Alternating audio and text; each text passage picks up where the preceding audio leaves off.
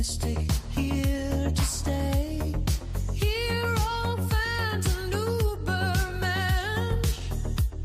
It's Overman. Elohim, entomologist. Cryptozoologist. Esoteric archaeologist. Jewelers rules, atom bomb. Eavesdrop, nuclear winter on us all. On us all. Grey pill, 3 prion. You can't go wrong. Can't go wrong. Pass it on. Grey pill, Patreon. You can't go wrong. Rosy Cross and Lion's Mane. Born to lose, live to win. Low down, dirty South, rise again. Join the Grey Pill Patron. You can't go wrong. Grey Pill, Patreon. You can't go wrong.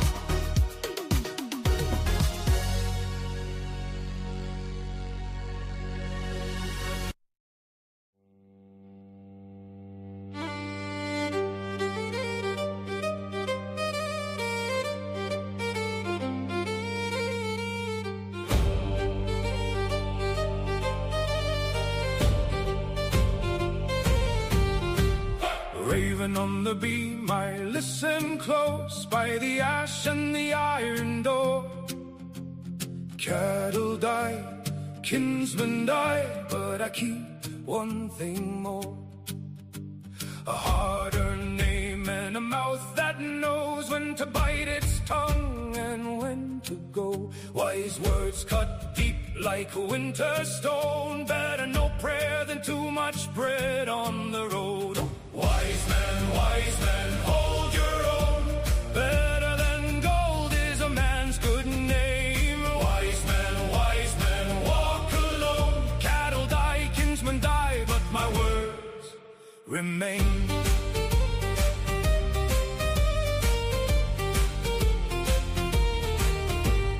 I saw the boastful fall in mud, full cup, empty hand, and a mouthful of blood. Over drink your ale is the worst of woes. So I sip slow now and I choose my road. I count each friend, I count each foe. I keep my counsel, I let the storm blow. No crown stays bright, no feast stays long. Be wise in words and wary in all. Wise man, hold your own. Better than gold is a man's good name. Wise man, walk alone. Cattle die, kinsmen die, but my words remain. When the hall goes dark and the ale runs thin, I hear the old law under my skin. Joy to the joyful man is the measure I leave with my honor. That's my treasure.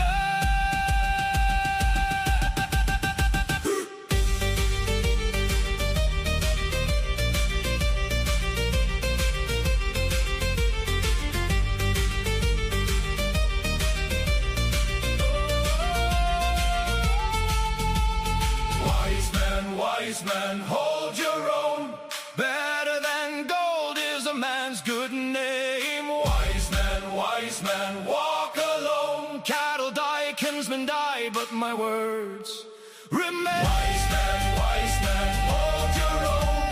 Better than gold is a man's good name. Wise man, walk alone. I lead with my name, and the wind knows it too.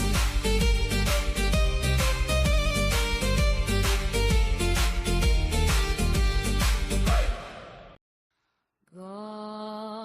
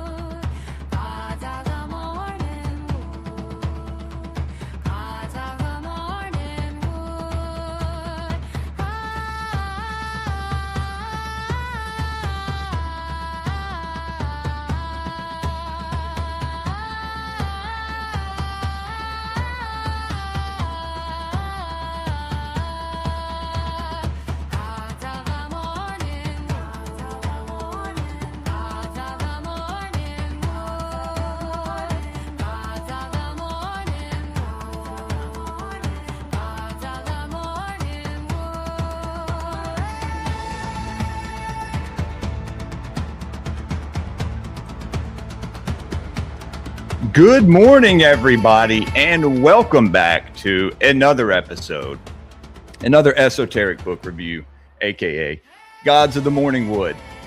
We are your hosts. It is I, Jules, the handsome Hierophant, the Mississippi Mystic. With me is Subliminal Messenger, Royal Deluxe. I'm forgetting his other names right now. They're blanking on me. Mr. Ricky Spanglish. Then we have Season of the Rat, Bringer of the Plague, the Caustic Gnostic, the Eater of the Cheese, and Zaralath Eternal is with us as well, the bare-chested runic genius. He's eating breakfast, I believe. Again, good morning, everybody. Good morning. Hope everybody is doing well, having a good Saturday morning. I've been up for a few hours. I fell asleep on the couch, and my daughter woke me up this morning. That was nice. Is the music too loud? Can you guys hear me? Think we're good? Just a Did little everyone bit. hear me? Did I just say all that for no reason? We could hear you, No, but we it was heard a you. little, it was a bit it's a bit loud though. Well, how are you gentlemen doing? I'm doing great. Good. Happy Yeah, late splendid. birthday. Oh, thank you. You as well, sir. Happy late birthday to you. The song keeps Happy going. late birthday to you both. Thank you, Brad. Thank you. Thank you, Ryan. Guys, this is a Patreon show. So if you want to support the show, you can go over to patreon.com/greypilledpodcast. Find Occult Cinema over there. A lot more Gods of the Morning Wood episodes. And you can watch what we did with Twin Peaks over there as well. Go support Subliminal and Rat. I have the links in the description. At everyone's channel. So should know where to find them. All right. Today we are doing part 4 of the Nag Hammadi and part 2 of the Secret Destiny of America. I think Manly P. Hall's Secret Destiny of America. We'll get to spin the wheel again, see what we have next week. As everyone knows, talked about it a couple times, Rat and Subliminal will be leaving us here in the next couple episodes. So trying to work up it, trying to do an edit, something good to send them off with. Gonna work on that this weekend, but got some new wood possibly joining us. Some new wood, new branches to the tree. Is it an oak tree? Is it an ash tree? I thought I was actually thinking about this the other day. I was thinking a forest, because we're all different ideologies and different belief systems. And when I was going into looking into astrology, you look into Chinese astrology or Western astrology, then the Norse have something about trees, different types of trees. And when you look Really? into that, they have I think the medicine tree, the tree wheel, something like that. I'm gonna look the this tree up. wheel. Hmm. And when you look into what your personal month and tree, it doesn't really talk about the incompatibilities with the other months, and I kind of like that. And it makes me think that there's more compatibility with our belief systems than we think. So I may be leaving the show, but it's not because I disagree with Jules. It's because personal time reasons. Yeah. We've also talked about that too. So Doesn't just for the mean audience, that y'all won't be coming back on the show. Not every once saying- in a while, I might show up every not- once in a while. It's not final goodbyes. Yeah. All right. Right. It's a new leaf or whatever. Make it all. And poetic. Rat, I mean, you're going to be working on your thing with you and Not Nice Guy. Hey, so did We'll still be Asput doing that, really yeah. leave the internet? I don't know. I don't know. Where's the violin music? He's been out for a while. Yeah, no, I and heard stuff. that he's done with Horseshoes, and he's done with his show, which is actually kind of unfortunate. I always enjoyed popping in there and seeing everybody. So it's like I'll have to stream more. I don't know. Yeah, there'll be people who have to step up. Maybe some audience members have a camera and some mic or something, and they have inspiration. Like I said, we probably got some new people coming on Gods of the Morning Wood. So Mythoclast? I did talk to Mythoclast about coming on there. Q maybe coming on there. A couple guys that I'm that we're mutuals on X that have a good following. They and they're knowledgeable dudes. They're in the community and whatnot. So and if anyone wants to come on, hit your boy up, trying to see if I can get Headless Giant back on for some shows. That'd be cool. I know he's a busy dude. He's running his space every night. He's doing his thing. So Headless, holler if you hear me. All right. Anyway, guys, yeah, we got a good show for y'all today. And last week we actually got done like an hour, even maybe like an hour and a half early, where we got to go back over some things and kind of look at some other things that we were going to be discussing in the future. Me and Zaralath, because Zaralath is going to be the other co-host on the show with me. I'm sure Nick will pop in from time to time, but that's it right now as far as confirmation. But y'all's, hey SMS, good morning. Thank Good morning. you. Fire Pixie, have fun at work. I know it sucks. Tyranny, good morning. Hail Tier. But yeah, no, it's we're still going to be cranking it over here at Gods of the Morningwood. That didn't sound right. Cranking it out. We'll be morning. cranking them out, but we're not going to be cranking them. No, I'm just gonna watch. Oh! All right. Well, and if y'all didn't know, and we thank y'all so much. We reached the goal for this last month. Thank you guys. It was a wonderful birthday present. And again, thank you for all the birthday wishes. Hope y'all wish Subliminal a happy birthday as well. Subliminal, how old did you turn? 37. Is that why you wanted me to make you old and decrepit on? Yeah, make me older. as the You wanna know as the something thumbnails fun, go, dude? make me look older. I think make me look shittier and older. And You want to know something? There he is. What's up, Z? Something funny is when I made the new thumbnail, because we were using the thumbnail with the Green Man motif in the back, but I changed it up and I'm using the desert with the October red sky, whatever. And yeah, dude, it's funny. They made you look old anyway, I think. So It did. maybe that's just Brock. I'm looking like a gnome, a little bit more gnomey.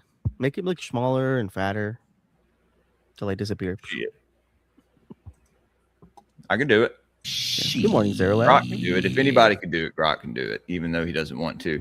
He had to put a gun to poor Grock's head and Can't hear you. force it to do shit now. Wait, what? Can't hear you, Zaralath. Zaralath. Oh no. The only answer to 37 is in a row. I skipped one. Wait, what happened? Oh, your age. 37 37. in a row. You get the ultimate points. You get 100 points in 2026 if you know what thing I'm referencing from the Oh no, I don't know. Oof. It's a classic that some people know. I turned Right 34. over my head. Still feel 33. All right. No, But all right. Nobody's seen Clerks. Kevin Smith movie. Yeah, I no, saw it. But I don't... Oh, how many? Yeah. How many dicks in the parking lot? Yes. Try not I to. haven't seen that movie. Yeah, you in told a- that. in a And you really know long what time. the last one was? It was you. I hadn't had anyone else since you. That was her fucking response to that whole fucking argument. It was just this was Kevin Smith's way of having a woman express love to a man. Try not to suck any dick on the way to That's a funny movie, man. Yeah. Randall. Back when Kevin Smith was on fire. I had all the Jay and Silent Bob's, like fucking Mallrats and all that stuff on VHS. Like I used to look a lot like Kevin Smith because I used to be fat. I enjoyed trench coats, Well, right? And so when I was fat and I enjoyed trench coats, I had a stout, fucking wide body. Like I could have cosplayed, Silent Bob if I wanted to anywhere I went. Oh, we gotta watch Dogma. Dogma's great. Dogma. Jay, what's the movie? Jay and Silent Bob Strike Back. This is a classic. Yeah, Or yeah. something. The, He's about to be Actually, 13. I thought last week. Sorry, last week we mentioned Dogma, didn't we? Subliminal. We talked about Alanis Morissette Alanis Morissette. Yeah, like yeah. it ended The up being voice like a of Divine God. Feminine episode. being God. Yeah, Alanis Yeah. Morissette being Mhm. God. Yeah. yeah. Well, yeah. I think they were going for a Lilith thing when they did that with Alanis Morissette, because the Lilith Fair, we were closer to the 90s at that point. That was the Lilith Fair. That's when all the lesbians came out of the woodwork. Yeah, my mom had a lot of Lilith Fair CDs. Oh yeah, exactly. That was a third wave feminist psyop, the Lilith Fair. I'm sorry, it was. And now the mother of monsters. Some good music came out of it, dude. For children. Some very good music that came out of it. I love 90s like bar lesbian music. Yeah, no, the 90s was something else. It is very interesting. I haven't watched the whole thing, but Billy Corgan on his podcast does that whole conversation about how he watched what the media did to hard rock, heavy metal, punk music by their selective choices with things, right? And he's, that's basically tapping into a small aspect of what people don't understand in the overall social engineering of things, right?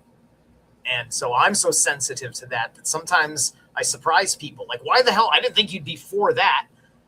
Yeah, it's because I see the game behind the game.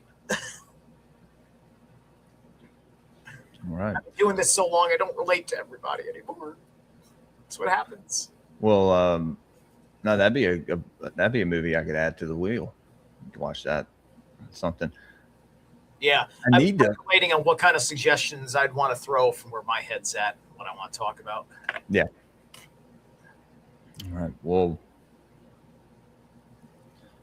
let's go ahead and you guys want to get started. We can, unless there was anything else y'all wanted to talk about. Seeing more scenes from the Odyssey, and it's still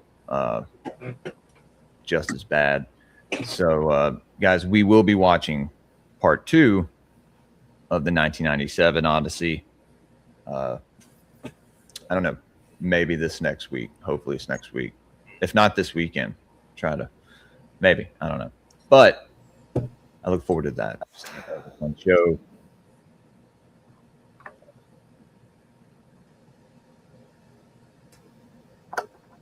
We won't do this up. I guess we'll start with the not that here. It's going to start with Here too. America. You're coming like in warbling. like Yeah, you're coming in like barely coming in. Something started cutting out on your mic. Me? Yeah. It's great. Yeah, right you. there. But for a second, it was like at half gain. That happens sometimes. How do I sound now? You sound good now. Sound Sound fine. okay. Total butter. Fuck. I'm gonna have to replace this mic here this next year, probably. I don't know. I don't know how long they're supposed to last. This one is a very nice one. Is it a wireless mic? No. No, it's got a wire on it, right? No, It's up here. it's a very nice mic. I hit it. There's the Yeah. It's an SM. What is it again? The SM7DB. Yeah. Yeah. I ought to take Nice. my own advice because I just leave mine on the boom here like you do. To like, you put a covering on it or something that just kind of protects like this from, keeps dust out of it, all that nonsense. That helps. Typically a mic can last a super long time. Super long time. Yeah, if you take care of it, nothing should ever stop it from working. It's Yeah, but basically, because I've known. all my technology is reactive. It's all reactive. Rat, did you have something that you wanted to read, or What do you Subliminal mean? did in the Nagamati? What do you mean? Are we starting with the Nag Hammadi? We can. It doesn't matter to me. Okay. Yeah, I mean, Thunder Perfect Mind. There you go. All right. And Subliminal, maybe you can ask Zaralath about what you were talking about earlier with the astrology. Or the, Oh yeah, sure. Hit me with the Astros. Or the Norse tree thing. The Norse tree thing. Hit me with it. He was talking about. I tried looking it up. I couldn't really get anything, but I don't think I can't hear you, Subliminal. Oh, I was muted. Yeah, it's just when I was when you look into astrology when you're doing your initial research, I was looking into Western astrology, Chinese, and when I looked into birthdays on maybe the north side of things, they kind of mentioned you were assigned to trees, so your birthday was assigned to a tree, and when you look into their, I guess. Maybe like the pop culture version when you research it online, I never really heard any incompatibilities. Whereas when you look into like maybe Western astrology would say like Leos are incompatible with like a water sign. The tree wheel, I think it was called, it didn't really mention incompatibilities with other trees, and I kind of appreciated that. So when we're discussing kind of the metaphor of the gods of the morning wood, we're all different ideologies and different trees essentially in a forest. Okay, is what I was thinking. I actually, I guess see where the book is lying. Right? I like that. I have a particular book that introduces you to the Om script, and that book also says that that each character of the Om is kind of like a zodiac sign, and if you're born within a certain period of time, you get a certain thing.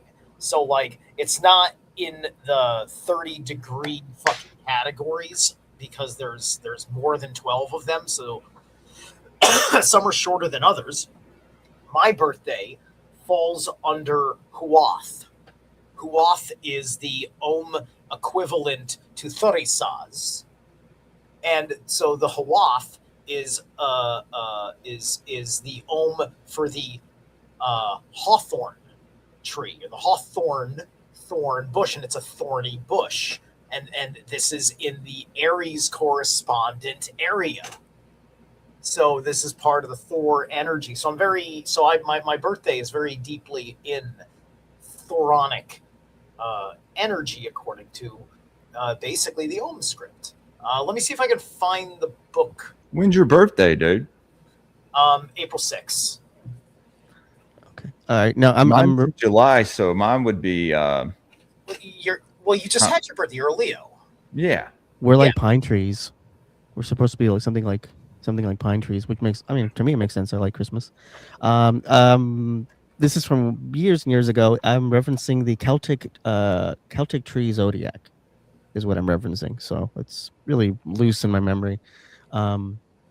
So it's one of those, it's one of those tests you would take. Which month are you? It correlates to your tree, and If that's Celtic, then it's probably working off of the Om script. Hang on, let me find this is lunar cycles. Hold on. And then it would relate to different trees. So I kind of like that. This is something I looked into, I don't know, 2012 or something. So it's not I don't really use it day to day because how many people do you run into who would value the Celtic tree wheel? But I guess now it's time.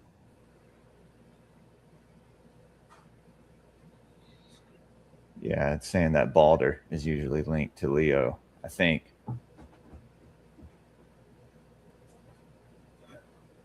So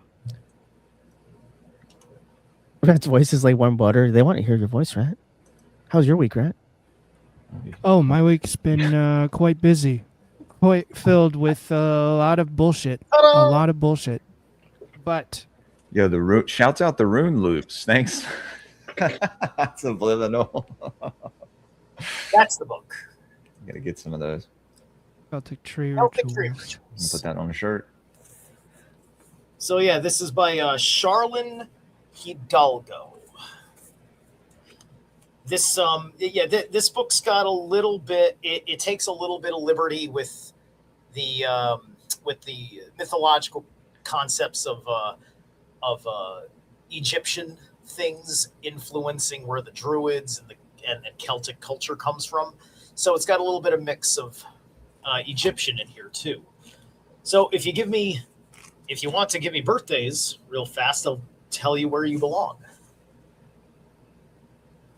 July 29th. You can do my birthday. Mine's the 28th. His is the 29th. I have to figure out where to put my elf urinal stickers, guys. All right, so July 28th. Your tree is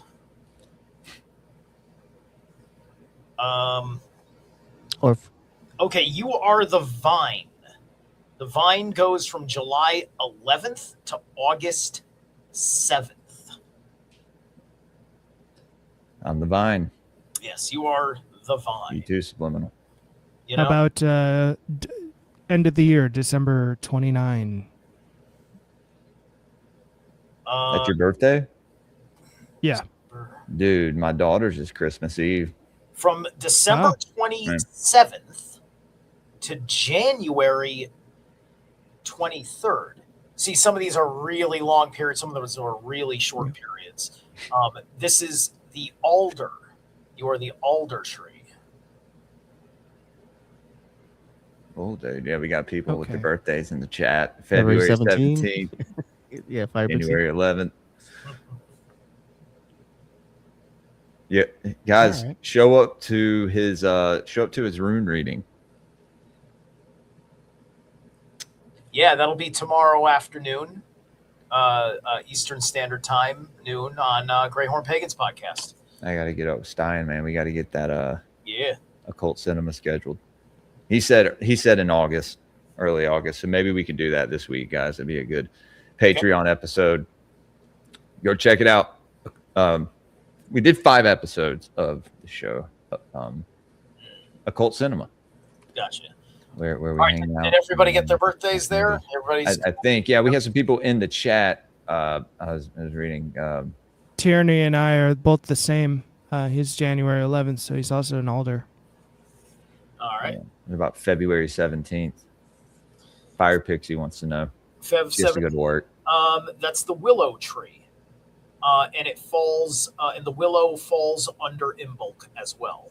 So the day of Imbolc is also within there. It's the 26th to the 20th. I'm sorry, 24th to the 20th. Rat, did Okay. you want to pull up? What do you think I have streaming right now? Well, I was waiting. So Oh, gotcha. there we go. Nice. All right. So this is, of course, Thunder Perfect Mind. And, all right. The Thunder Perfect Mind is one of the most interesting and elusive texts in the Nag Hammadi. I say one of, because there are some that are even more confusing and, broken apart because of the lack of care that was put into the preservation of the documents. Mhm. So even parts of the Thunder Perfect Mind are missing. Little chunks of it were too hard to understand. But this here is a poem, and there is no understood original author of the poem. Some scholars even think that it goes back to before, before Jesus' time. But there's no necessary proof for that. But it is a poem. It is written from a feminine perspective. It's on the divine feminine, Mhm. and we'll get into it, and you'll see just how interesting this poem is. This is the Nag Hammadi library. It's in the 6th collection of the library, and it is translated by this George W. McRae. The Thunder, Perfect Mind. I was sent forth from the power, and I have come to those who reflect upon me, and I have been found among those who seek after me. Look upon me, you who reflect upon me, and you hearers, hear me. And you who are waiting for me, take me to yourselves. Do not banish me from your sight, and do not make your voice hate me, nor your hearing. Do not be ignorant of me anywhere or any time. Be on your guard. Do not be ignorant of me. For I am the first and the last. I am the honored one and the scorned one. I am the whore and the holy one. I am the wife and the virgin. I am the mother and the daughter. I am the members of my mother. I am the barren one, and many are her sons. I am she whose wedding is great, and I have not taken a husband. I am the midwife, and she who does not bear. I am the solace of my labor pains. I am the bride and the bridegroom, and it is my husband who begot me. I am the mother of my father and the sister of my husband, and he is my offspring. I am the slave of him who prepared me. I am the ruler of my offspring, but he is the one who begot me before the time on a birthday, and he is my offspring in due time. And my power is from him. Is this like Sophia explaining how she made the demiurge or something? Is that what we're looking at here? Because I've missed a lot. What do you think about that, Rat? I was gonna ask you. Do you think it had anything I to do do with think Sophia? that this is possibly Sophia. It is also possibly Barbello. This idea of the divine feminine that is so incorporated into the divine masculine as to be one and the same, but different. I feel like this could, like, because it's thunder, and like I'm sitting there, and then like once the pronouns start popping in with the she's and the hers, I'm like, oh, this is a goddess. But Yeah, this is a I don't goddess. But this is how I would expect Zeus to talk. You know what I mean? Mm, Right? So yeah. This could be a very divine feminine expression of Jupiter, right? You know, like maybe this is the undertone of Sith in Norse mythology. That's Thor's wife, right? There's not a whole Yeah. lot to her character other than there's hell to pay if you fucking shave her head. Yeah. Um, Well, and this also probably comes from, well, I mean, there have been a lot of ideas about where this poem comes from. I mean, it's is also like there's an element of like woman, like the greater egregore of woman, like this greater idea of womanhood in humanity that has to be embedded in and reliant upon man, and especially from the culture that it comes from, this early Greco-Roman time where women are seen as property, seen as like the tools essentially. It's a very interesting thought on like femininity and divinity. I mean, like, this is kind of like if I saw a woman say this, I would see it under the context of I am taking back my household, or like I Yes. am taking back this thing to its birthright that I inherited. Like, there's a little bit of talk of he in here without kind of giving the context, because it's like it's her husband, and he begot her. Yeah. So she's also the daughter of her, She's- husband. Her husband is also.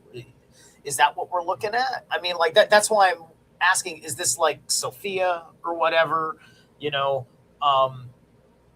Like this could, in a roundabout way, fit into. Oh my gosh! There's the creation goddess, not of the Bach saga, but of the Kalevala in the Kalevala origin story, who is the mother of the universe. We have that on the wheel. Because that's kind of part of it.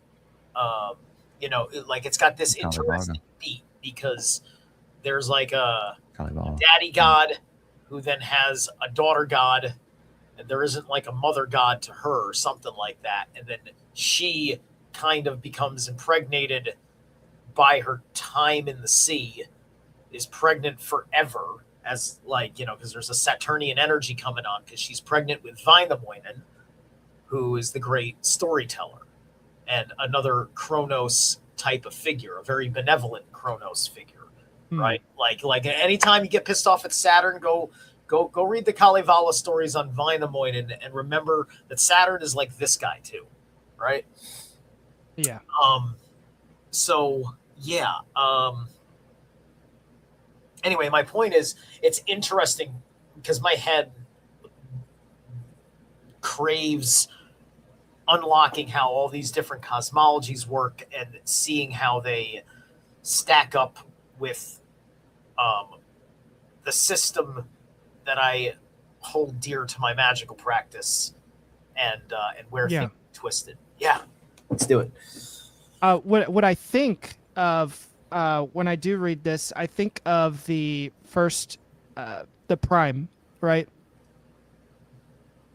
The one, or the original, the initial, the singularity, and the first emanation of it. If we can consider the singularity male, which it does a disservice to the singularity, right? But the first emanation of the singularity would be female. And while she is a creation of the male, she is also like one with the male, while also in cooperation with the male, the creator of everything else. There's a lot of contradiction in here, though. It's supposed to break up the thought that you can get a hold of exactly what the divine feminine is without at least some deep amount of contemplation in this. Like, I am the mother of my father and the sister of my husband, and he is my offspring. It's a way of seeing your husband through your children, I Right, guess. right. It comes off.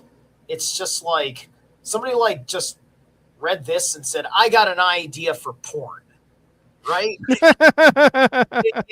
It's like you read this off and you're just like, if anybody out there is doing I take the scripts literally and that these are literal dudes, this easily jumps right into dark Luciferian canon, right? And saying, in the Nag Hammadi script, we screw our own grandmothers around here, right? It's people that fucking do this in power, right? Continue, please, Rad. Yes, I am the ruler of my offspring, but he is the one who begot me before the time on a birthday, and he is my offspring in due time, and my power is from him. I am the staff of his power in his youth, and he is the rod of my old age, and whatever he wills happens to me. The holy rod. I am the silence that is incomprehensible, and the idea whose remembrance is frequent. I am the voice whose sound is manifold, and the word whose appearance is multiple. I am the utterance of my name.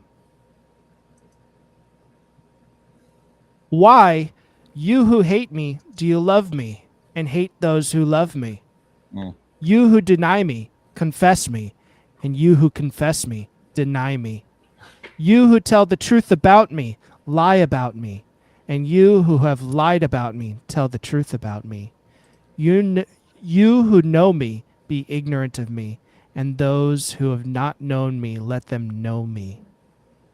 For I am knowledge and ignorance, I am shame and boldness, I am shameless, I am ashamed. I am strength and I am fear, I am war and peace. Give heed to me. I am the one who is disgraced and the great one. Give heed to my poverty and my wealth. Do not be arrogant to me when I am cast out upon the earth, and you will find me in those that are to come. And do not look upon me in the dung heap, nor go and leave me cast out, and you will find me in the kingdoms. And do not look upon me when I am cast out among those who are disgraced and in the least places, nor laugh at me. And do not cast me out among those who are slain in violence. But I am compassionate and I am cruel. Be on your guard. Do not hate my obedience, and do not love my self-control. In my weakness, do not forsake me, and do not be afraid of my power. For why do you despise my fear and curse my pride? But I am she who exists in all fears and strength in trembling. I am she who is weak, and I am well in a pleasant place. I am senseless, and I am wise. Why have you hated me in your counsels? For I shall be silent among those who are silent, and I shall appear and speak. Why then have you hated me, you Greeks? Because I am a barbarian among the barbarians? For I am the wisdom of the Greeks and the knowledge of the barbarians. I am the judgment of the Greeks and of the barbarians. I am the one whose image is great in Egypt and the one who has no image among the barbarians. I am the one who has been hated everywhere and who has been loved everywhere. I am the one whom they call life and you have called death. I am the one whom they call law and you have called lawlessness. I am the one whom you have pursued, and I am the one whom you have seized. I am the one whom you have scattered, and you have gathered me together. I am the one before whom you've been ashamed, and you have been shameless to me. I am she who does not keep festival, and I am she whose festivals are many. I am godless, and I am the one whose God is great. I am the one whom you have reflected upon, and you have scorned me. I am unlearned, and they learn from me. I am the one that you have despised, and you reflect upon me. I am the one whom you have hidden from, and you appear to me. But whenever you hide yourselves, I myself will appear. For whenever you appear, I myself will hide from you. Those who have, to it, senselessly take me, understanding from grief. Unfortunately, that part is missing from the original document, and those words can only be guessed as to what they are. She's think really we mad at us right now. She's giving us a silent treatment. She has this expression. She's saying that like she is the extreme opposites of all things, and you hate her because you don't understand her.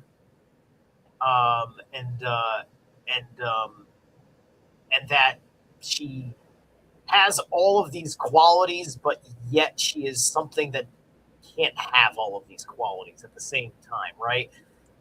And Yeah.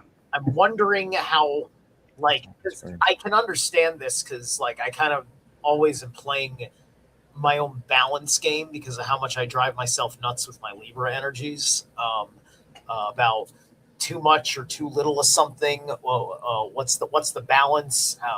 What needs to be all in? What needs to be all out as well? Because there is sometimes a place where you just got to cast everything of its kind out. Mhm. But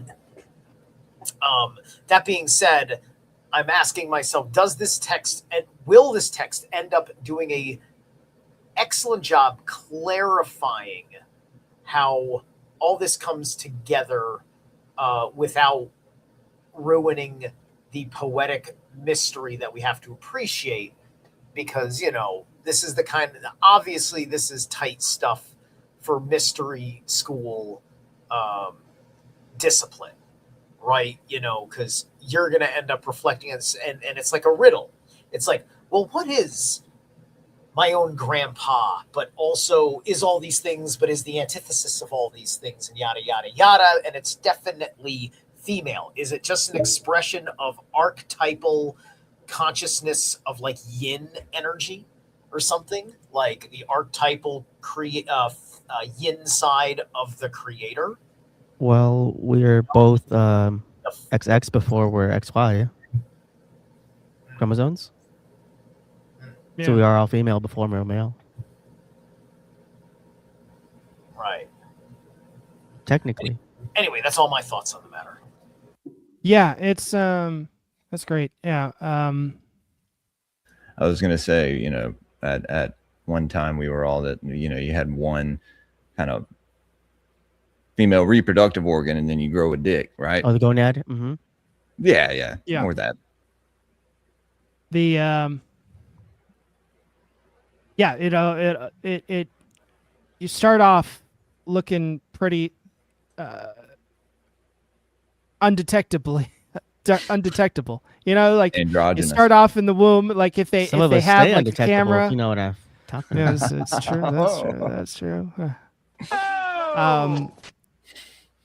You look too early at the baby in the womb, and you can't tell if it's male or female because it all looks female, right? Before that, you kind of look like a tadpole. Yep. Zero last There's grabbing. some, but also it's like, I think I was reading something about sexual dimorphism in like just general and animal species, and you know, evolutionary theorists go to it, and that there's a general understanding, or at least theorizing, of sexual dimorphism as being a later aspect of evolutionary development rather than an earlier aspect, as species clarified themselves and sexual dimorphism became a thing. But long ago, you know, a cephalopod was a cephalopod, and they just kind of found each other and hoped that the other one was the right, had the right configuration to make a child with it. You know, it's like, Sperm and egg. yeah. Yeah. Maybe this is why the Greys had to probe people so much back in the 50s or something. It was just like, well, I don't know. Just stick it in there and see if it works. Right. Oh, the gray sounded like the the people they were abducting there. Well, that's how they learned. That's how they learned English. Yeah, they take on the form Yeah, of the listen to Midwest upcoming, hillbilly. psychic drivel conversations about, like, you know, pasteurized cheese or something in Wisconsin. Yeah. Well, What like was that. it? There is I heard a fun little thought or theory, someone relating Thunder Perfect Mind back to canonical Bible, and in the book of Revelation there's this moment where seals of thunder, or you know, scrolls of thunder were sealed up to be released at a later time, and they're like, Thunder Perfect Mind was sealed in a container and was released at a later time. But I thought about that when SMS brought up Romans 11:25. I do not want you to be uninformed, my brothers, of this mysterion. There was an interesting astrological thing that my late friend, Dr. Sean David Morton in the scene would talk about there was a certain transit of Venus that was one of the transits that involved Venus eclipsing the sun. I don't know. I think it's because it was eclipsing the sun while it was retrograde or something that made it special. Anyway, he talked about how after this had happened like 3 times or whatever, that it was going to lift the basically the veil of Venus off of the mind, which would have opened up the right hemisphere of the mind, right? And the right hemisphere is more functionally dominant in the female psyche because of all the things associated with various abstract interests of a woman, right? And how all that works, right? Even if they're left brain dominant, like any right-handed man. I'm a left-handed man, so like I've studied this dynamic just for my own fucking functionality myself. That basically this was the whole kind of thing about the divine feminine rising that was big in the New Age, and there was some truth in that, right? But it's a little bit different than what the New Agers thought it would be, as you can see with the various ways that women have been moving and making decisions on either side of the cultural spectrum in our worlds, respectively, over the last 15 years, I'd say, to be fair. Yeah.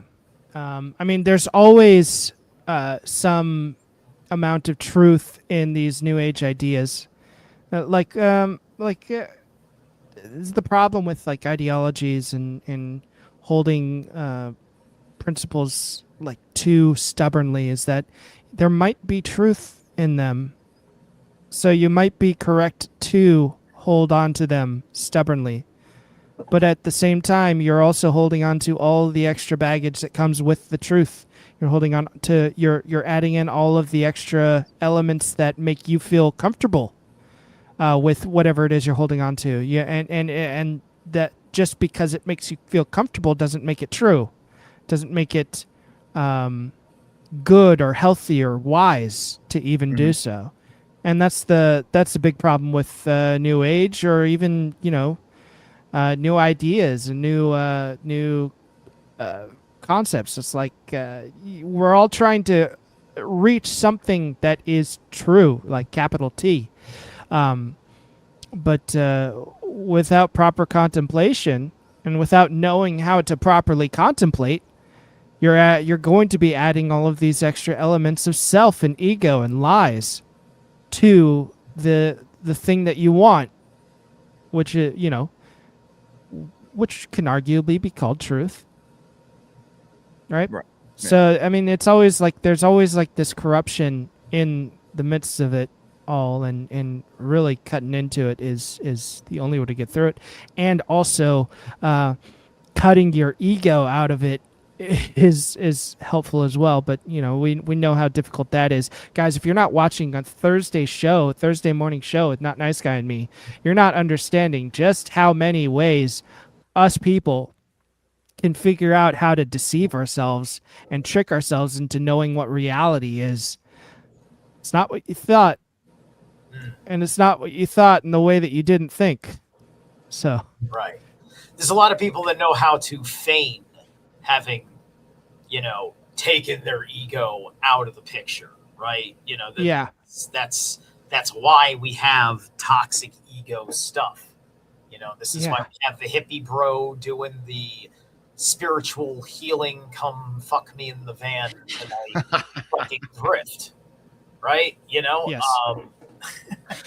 So it's just like That's why I just act the way that I act, because it's just like, I don't know, man. I'm just, my Leo energies, I'm owning it, and Let's go. I will need somebody that I trust to kick my ass when I get too arrogant. Right. Right. Yeah. Yeah. Okay. Take me, understanding from grief, and take me to yourselves from understanding and grief. Okay. There we go.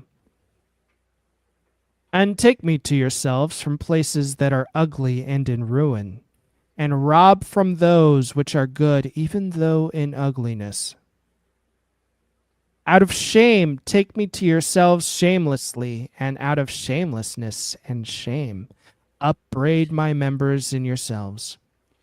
And come forward to me, you who know me, and you who know my members, and establish the great ones among the small first creatures. Come forward to childhood, and do not despise it because it is small and it is little, and do not turn away greatnesses in some parts of the smallnesses, for the smallnesses are known from the greatnesses. Why do you curse me and honor me, you have wounded and you have had mercy? Do not separate me from the first ones whom you have known. Do not cast away anyone out, nor turn anyone away. Something turn you away and know him not. What is mine? Very unfortunate. Missing so much of it.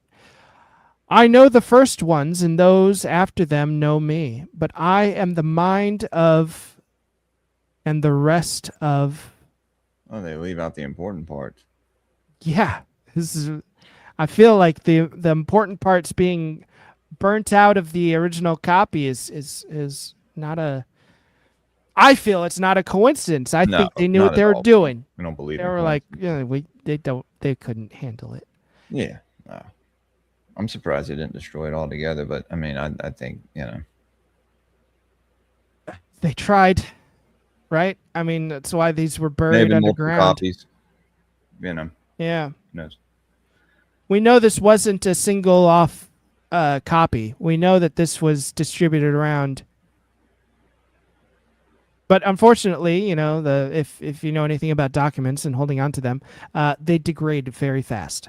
Especially back then. Moisture, Papyrus. moisture is the enemy of document saving, which is why Egypt is such a magnificent place for finding historical documents. It's so dry and arid. So the original text was carved or it was written? It was a papyrus, Okay. as far as I know. I'm just making sure I haven't. Yeah. Unfortunately, if it were carved into like a stone plaque or something like that, it would be a lot easier to keep it. Stone tablets, dude. Yeah. But then We might have to go break back to those. stone tablets. We might have to go back to stone tablets today, Yeah. We Yeah. could bury some knowledge under the earth before we destroy Right. ourselves. But yeah. I am the knowledge of my inquiry, and the finding of those who seek after me, and the command of those who ask of me, and the power of the powers in my knowledge of the angels who have been sent at my word, and of the gods in their seasons by my counsel, and of spirits of every man who exists with me, and of women who dwell within me. I am the one who is honored and who is praised and who is despised scornfully. I am peace, and war has come because of me. I am an alien and a citizen. I am the substance and the one who has no substance. Those who are without association with me are ignorant of me. And those who are in my substance are the ones who know me. Those who are close to me have been ignorant of me, and those who are far away from me are the ones who have known me. On the day when I am close to you, you are far away from me. And on the day when I am far away from you, I am close to you. I am within. I am of the natures. I am of the creation of the spirits. Request of the souls. I am control and the uncontrollable. I am the union and the dissolution. I am the abiding and I am the dissolution. I am the one below. And they come up to me. I am the judgment and the acquittal. I am sinless, and the root of sin derives from me. I am lust in outward appearance, and interior self-control exists within me. I am the hearing which is attainable but to everyone, and the speech which cannot be grasped. I am a mute who does not speak, and great is my multitude of words. Hear me in gentleness, and learn of me in roughness. I am she who cries out, and I am cast forth upon the face of the earth. I prepare the bread in my mind within. I am the knowledge of my name. I am the one who cries out, and I listen. I appear and walk in seal of my... I am the defense and the one who is called truth and iniquity. Damn. You honor me, and you whisper against me. You who are vanquished, judge them who vanquish you before they give judgment against you, because the judge and the partiality exist in you. If you are condemned by this one, who will acquit you? Or if you are acquitted by him, who will be able to detain you? For what is inside of you is what is outside of you, and the one who fashions you on the outside is the one who shaped you, the inside of you. And what you see outside of you, you see inside of you. It is visible, and it is your garment. Hear me, you hearers, and learn of my words, you who know me. I am the hearing that is attainable to everything. I am the speech that cannot be grasped. I am the name of the sound, and the sound of the name.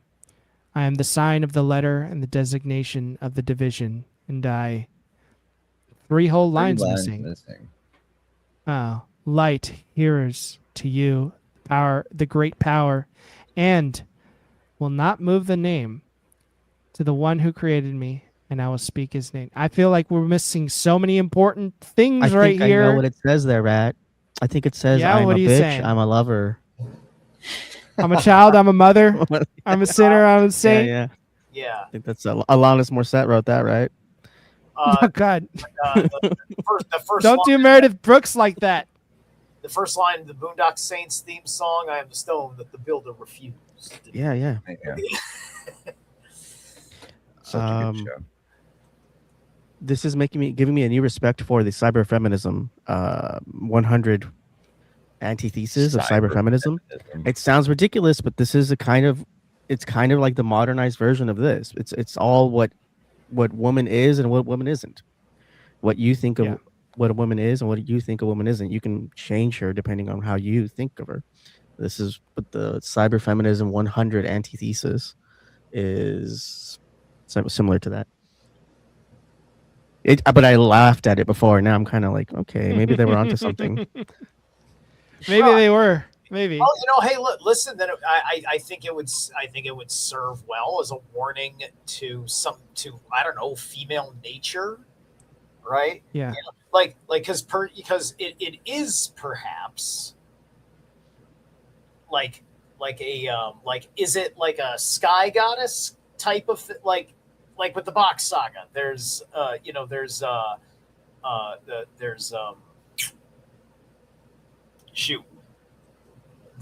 the consort to Udin that there's Udin and then there's Mas, that's Udinma, but there's another name for the goddess that is escaping me because it's kind of like it plays off of Udin. It's like Udin and Adina or something. I don't know. I can't remember. And my point is that then you also got the Earth God and the Earth Goddess who came from. Is it Rhea? Right? Maybe Rhea, right? Because because you can also get down to Frey and Freya, and then you're talking perhaps about Freya, who is the one who may be more particularly dictating human female nature. Yeah. Inherently, right? That could also be it, right? Like that, this is just like, it's not even like a statement of arrogance. It's just the isness of her being. Here's the hand you've been dealt of what is the collective archetype of women and how that affects half the equation, right? Men understand a perception of reality a certain way and interacting with it in a certain way, and women have a completely different relationship, and their physiology also reflects all of that. Yeah. But does it have to reflect it so much? Could they reflect just a little bit less? Hey, listen, somebody had to do it at some fucking period of time. I know. They're so Tail the I'm box. assuming that this is probably coming out of the age of Taurus. Maybe, yeah. Let's go. All right. The one who created me, and I will speak his name. How much All right. more is We're just at the end. Okay. I didn't know because we have talked quite a lot through it, and if you want to look at something else after this, we can, because this may be the last time you cover it, you know. But This is what I want to get. This is Thunder Perfect Mind, man. I speak highly about this poem. It's very revealing, very thought provoking, as we can tell. Yeah. Yeah. Oh. All right. Last stanza. Look then at his words and all the writings which have been completed. Give heed then, you hearers, and you also, the angels and those who have been sent, and you spirits who have arisen from the dead. For I am the one who alone exists, and I have no one who will judge me. For many are the pleasant forms which exist in numerous sins, and incontinencies, and disgraceful passions, and fleeting pleasures, which men embrace until they become sober and go up to their resting place. And they will find me there, and they will live, and they will not die again.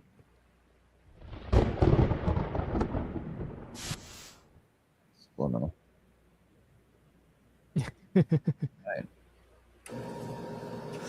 The other thing that I find interesting that I do like about it is that like I do attestations in the morning, and because of how I work on balancing my off whack stuff, right? I am evoking like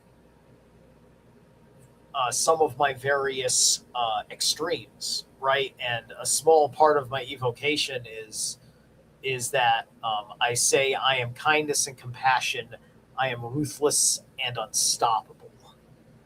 Which to me, those are text is saying, right? And like, you know, all of this is correspondent with doing a lot of work with yin yang hands. If you follow me on X, you know, one of my good and hardest pictures I've ever taken was a good, nice sun shot after a jog, just holding yin yang hands as such. I got you.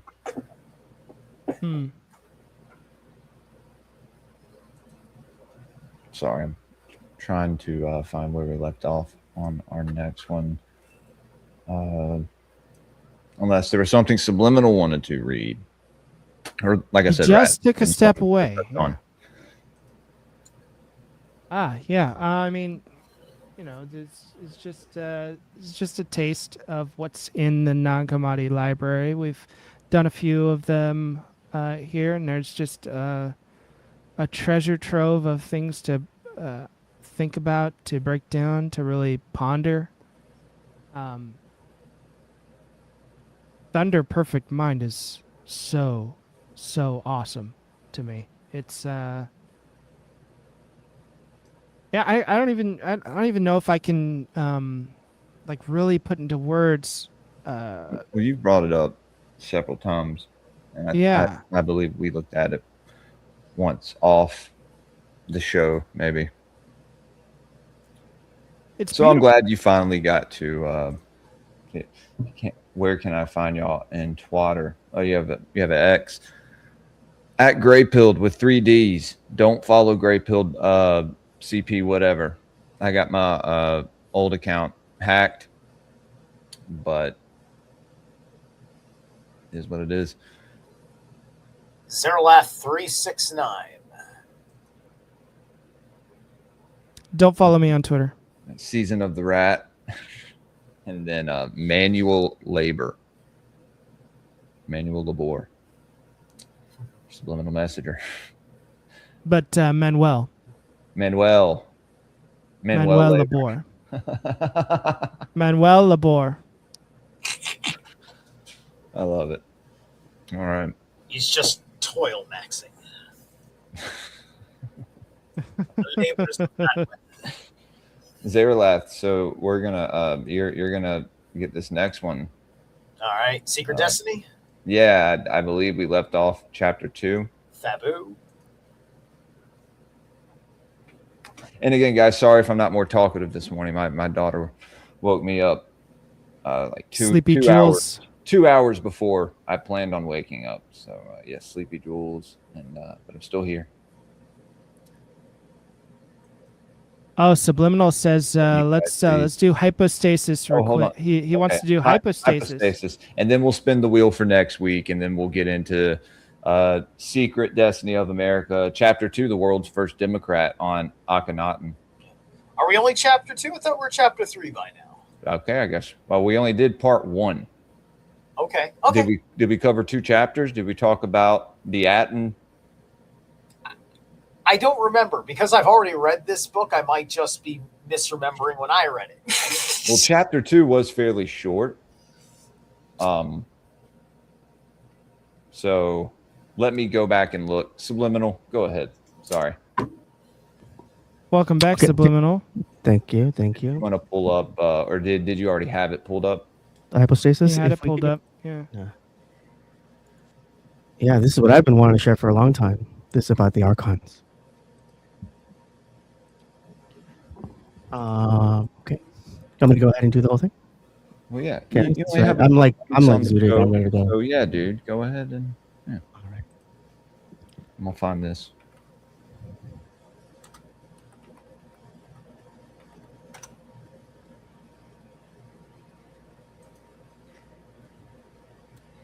Y'all want me to do the other layout where we're all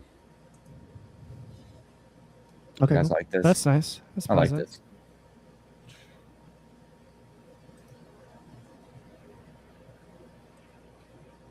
Yes, you did. Oh, Enough of that. Babe Reading Thunder, Perfect Juan. Mind. Listening to 90s feminist bangers. Yes. Yes. Yeah. All throughout the All night. All right. I'm gonna mute myself. On the account of the reality of the authorities inspired by the spirit of the Father of Truth, the great apostles, referring to the authorities of the darkness. I am reading the hypostasis of the archon, the reality of rulers. On the account of the reality of authorities inspired by the spirit of the Father of Truth, the great apostles, referring to the authorities of the darkness, told us that our contest is not against flesh and blood, rather the authorities of the universe and the spirits of wickedness. I have sent this to you because you inquire about the reality of the authorities. Their chief is blind because of this is in regards to the demiurge.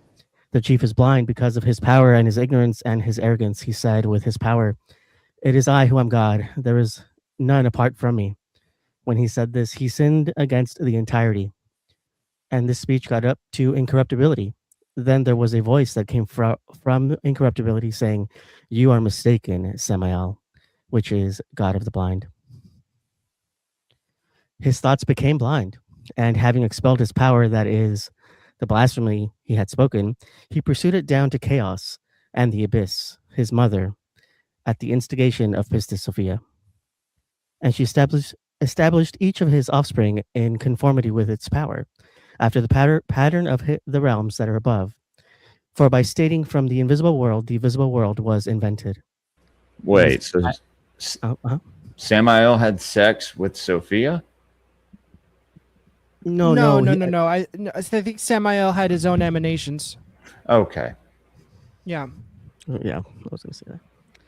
And I think here he's giving attributes to the lower.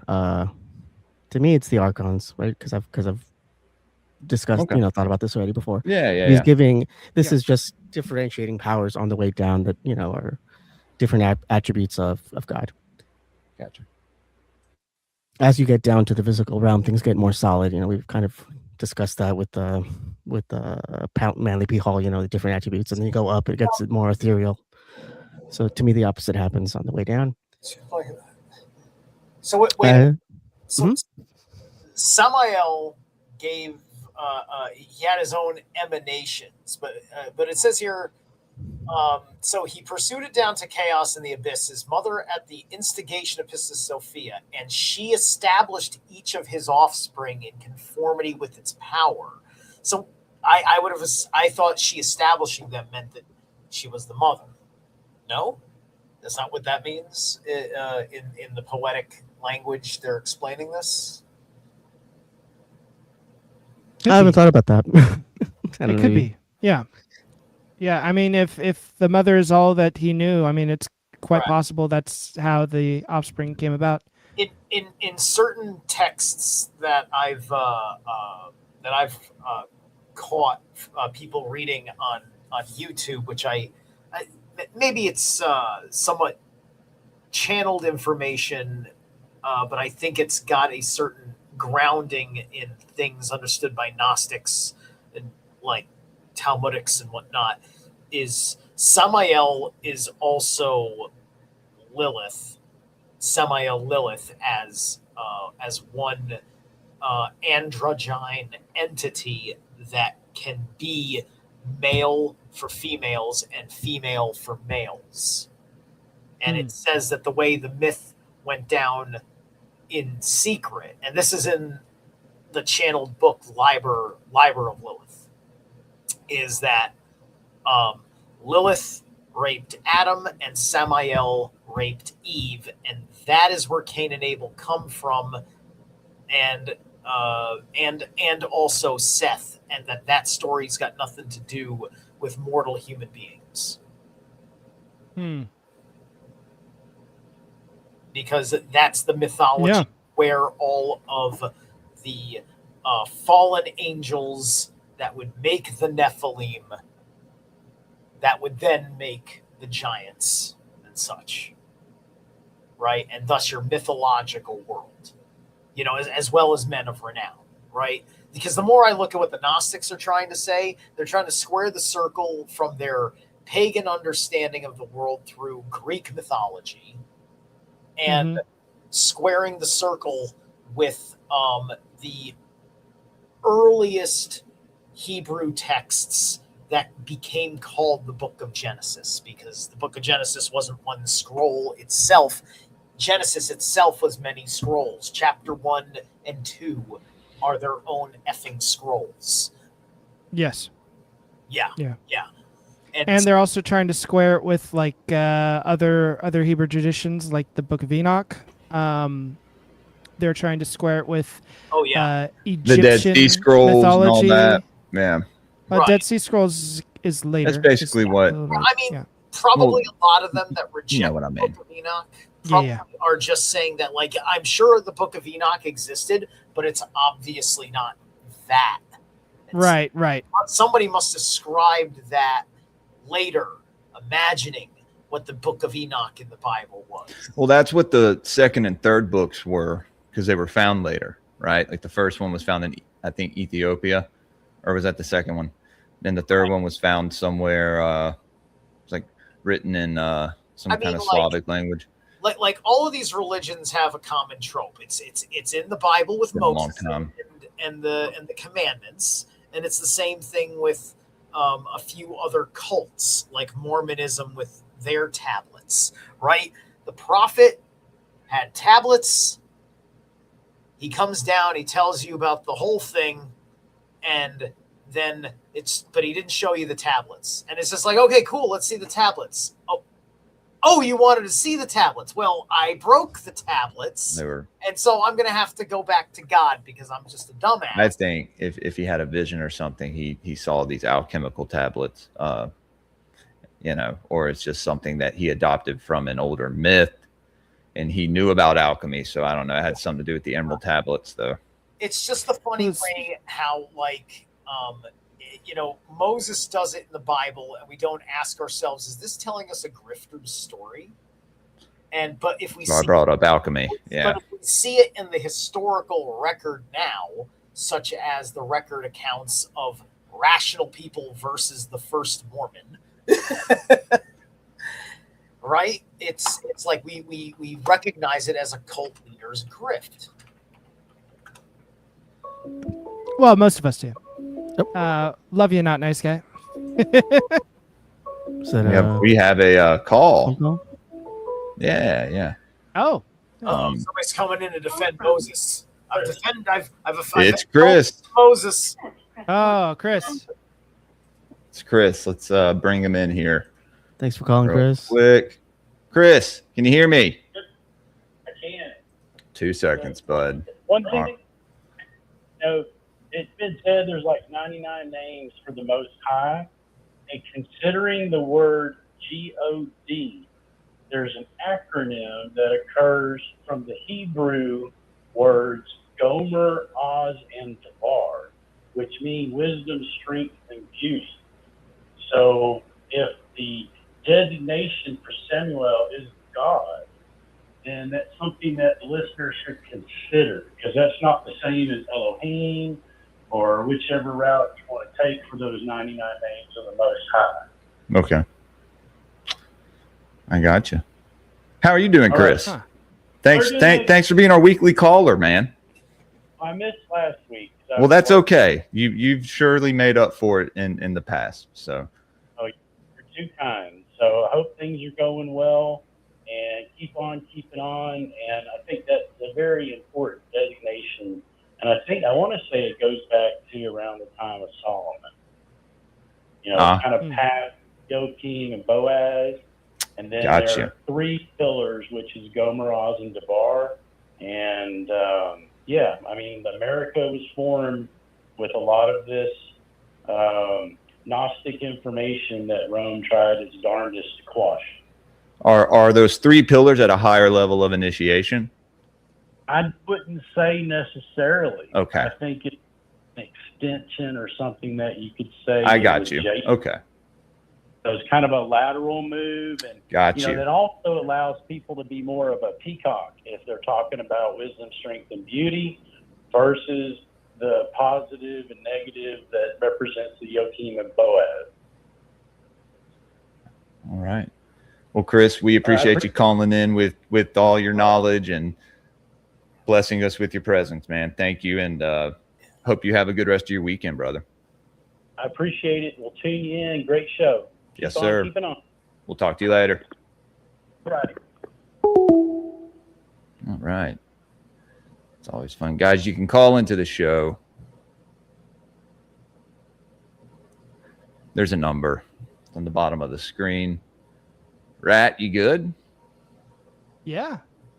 All right. He's just soaking it all in. Yeah, I thought your screen may have been frozen there for a second. No, you've never just held your position and just held it? She's trolling us now.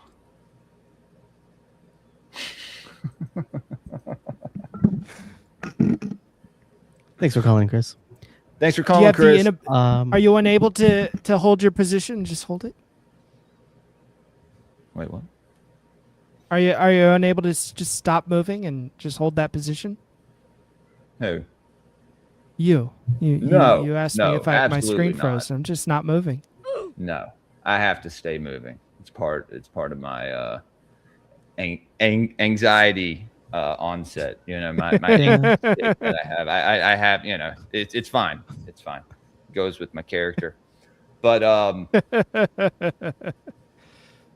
always shaking legs under the desk. Oh, dude, and, no, me like, too. forcing Always. hand No, movements, I'm, like trying to hold still. I'm forcing my hands to do stuff you guys don't see. I'm like, please stop fidgeting, sub, you fucking retard. I'm an Nancy Okay. Nancy. Say that. Yeah, dude. I get in my head, rat. You know me. Yeah. His thoughts became blind, and having expelled his power, that is, the blasphemy he had spoken, he pursued it down to chaos and the abyss. His mother, at the instigation of Pistis Sophia, Hail Uh, Veritas Road. and she Sorry. established each of his offspring. Oh, I think I covered this already. Keeping that morning wood strong. Thank you, Veritas Road. Also vote for Veritas Road for the Netties.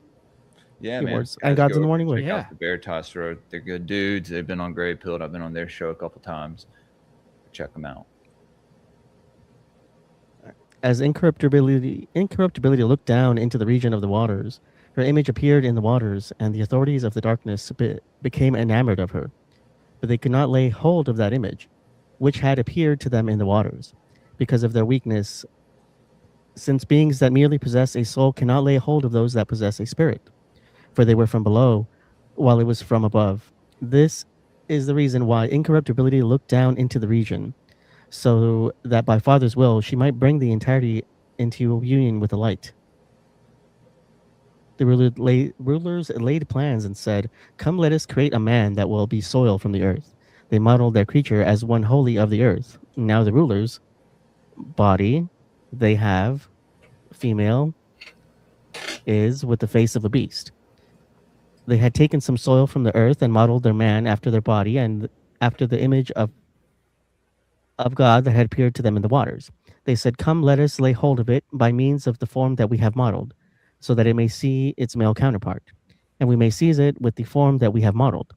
Not understanding the force of God because of their powerlessness. And he breathed into his face, and the man came to have a soul and remained upon the ground many days. But they could not make him arise because of their powerlessness. Like storm winds, they persisted in blowing, that they might try to capture that image, which had appeared to them in the waters, and they did not know the identity of its power. They didn't read the Thunder Perfect Mind yet.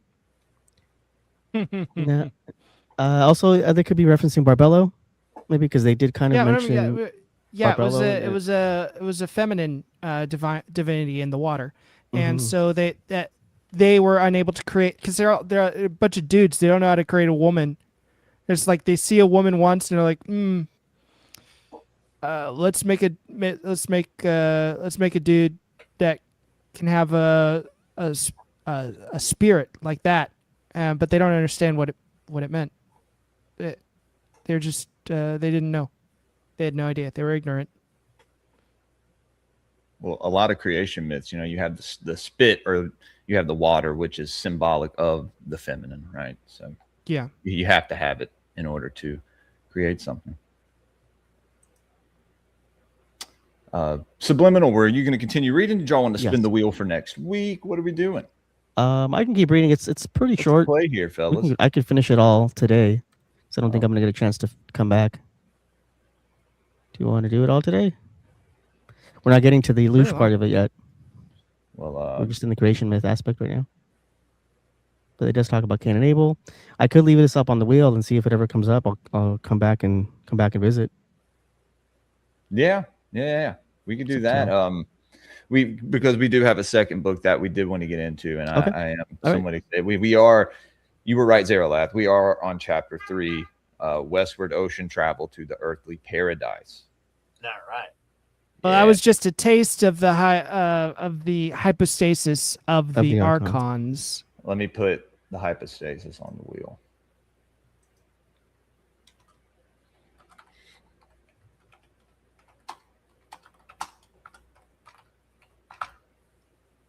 I like that. Sounds like a cool song title. All right. Did you want to finish off at some certain point, or Yeah. read a few more paragraphs? This or is all good. This is going through like the creation story. This is going to be the Garden of Eden for a little while. Do you want to get through that? See what they think of that. Yeah, as much as you can. I guess here in the next 20 minutes. About 10 minutes, maybe. Yeah. Now all of these things came to pass by the will of the Father of the entirety. Afterwards, the Spirit saw the soul endowed man upon the ground, and the spirit came forth from the adamantine land. It descended and came to dwell within him, and that man became a living soul. It called his name Adam, since he was found moving upon the ground. A voice came forth from incorruptibility for the assistance of Adam, and the rulers gathered together all the animals of the earth and all the birds of heaven and brought them into Adam to see what Adam would call them, that he might give a name to each of the birds and all the beasts. They took Adam and put him in the garden, that he might cultivate it and keep watch over it. And the rulers issued a command to him, saying, "From every tree in the garden shall you eat, yet from the tree of recognize good and evil do not eat, nor touch it, for the day you eat from it, with death you are going to die." They do not understand what they have said to him. Rather, by the Father's will, they said this in such a way that he might in fact eat, and that Adam might not regard them as would a man of an exclusively material nature.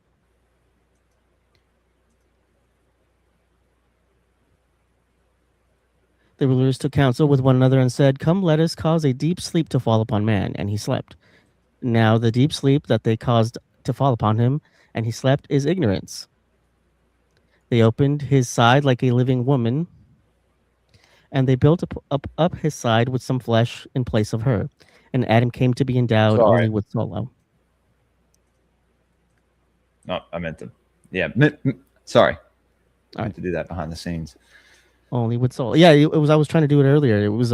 We used to be able to set up stuff. Yeah. Yeah, but, you're right. behind You're the right. scenes. Fucking StreamYard. It gets better on one end and then Mess something makes else up. something. Yeah, it makes something else fuck up. And the spirit endowed woman came to him and spoke with him, saying, "Arise, Adam." And when he saw her, he said, "It is to you who have given me life. You will be called mother of the living, for it is she who is my mother. It is she who is the physician and the woman, and she who has given birth." So Adam gave birth to Eve in this sense. So it is the mother of Eve. Well, no. So Adam wasn't really alive before Eve, and so Eve has given him life. So while she was made from Adam, he was made living through her. What? No, he was. Adam was breathed upon earlier. There's all this is an elaboration of chapter 2 of Genesis, right? Yes, yeah. That's what we're looking at, right? So the Elohim, this is the Elohim being understood as the archons and their plot to genetically engineer the body of man in this way, right? Because if I understand something, from what I've read from some or heard from some Gnostic sources, that the human spirit, the human soul, revealed itself. It was never made by anyone, and to the point where I think even Sophia didn't know of its existence, right? Or any of the other supreme forces, right? And so their whole bit with making Adam was like, this thing is going to incarnate. We need to fucking downgrade the vessel before this thing incarnates, right? So they built Adam and they tried to sabotage the human soul code incarnation. And that's how I heard the story in my interpretation of them explaining how things went down, right? So he was alive, right? They had built like the guy, but they hadn't but I think they built him as the androgyne, and so they did like the movie Junior, and they inseminated the man, and crafted him a lady hole in his side, so he could give birth to this first woman, and then I guess from there it would technically be like we understand it during the time where our genetic structure and the environment was as such, where incest wasn't an evil, right? This is creepy. You know, you have to be very, very comfortable in your own body to have these fucking conversations. What would you call that? A Sidosi? A Susie? A sissy?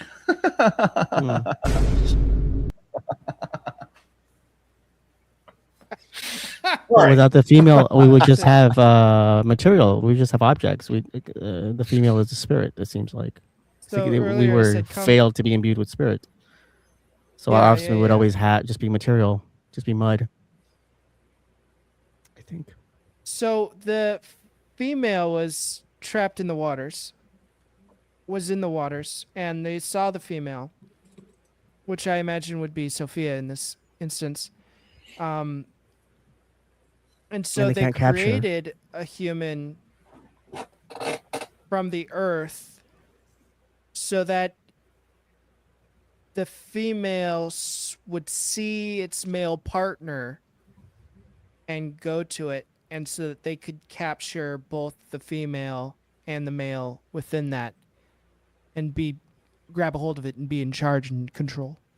Mm. So they could have their way with the female. That's coming up. Yeah, that's coming up. No, like right after this. Then authorities came up to their Adam, and when they saw his female counterpart speaking with him, they became agitated with great agitation, and they became enamored of her. They're Moroccan invaders. They said to one another, "Come, let us sow our seed in her." And they pursued her, and she laughed at them for their witlessness and their blindness. Incels. And their and no cells, right? Non-cells. So they have no cells. Nonsense. And their yeah. clutches, non-cells. Their clutches, she became a tree. So I think this is a Greek myth as well, right? One of the women is being chased around to get away from like a satyr or some type of creature, and they turn into a tree to get away from them. Yeah. And left before them shadowy reflection resembling herself, and they defiled it foully. Okay. Oh, that they makes- still raped the tree. Oh yeah. Hold on. Yeah, Daphne the nymph. okay. She's running away She's from running from the god Apollo. Not Apollo. Okay. That sounded familiar. But this came before that, no? It Her had to. skin turned to bark, and her hair turned to leaves, and her feet rooted in the ground as a laurel tree. And then Well, it Apollo says- made the laurel tree sacred, using its leaves to crown victors. Did he rape the tree? No. Well, in Maybe they this left that story, part out. Apollo raped the tree. And defiled it foully. Well, is Apollo a god of the morning wood? I don't know. Well, Apollo's the Hail the sun gods is the in the first morning. light. if your name So is Apollo, right? Apollo's the sun, the first light, right? That's Apollo, right? Apollo's the sun. Am No, I that's- wrong, or is it? Well, Yeah. he's the sun god. Helios would be more of the sun, right?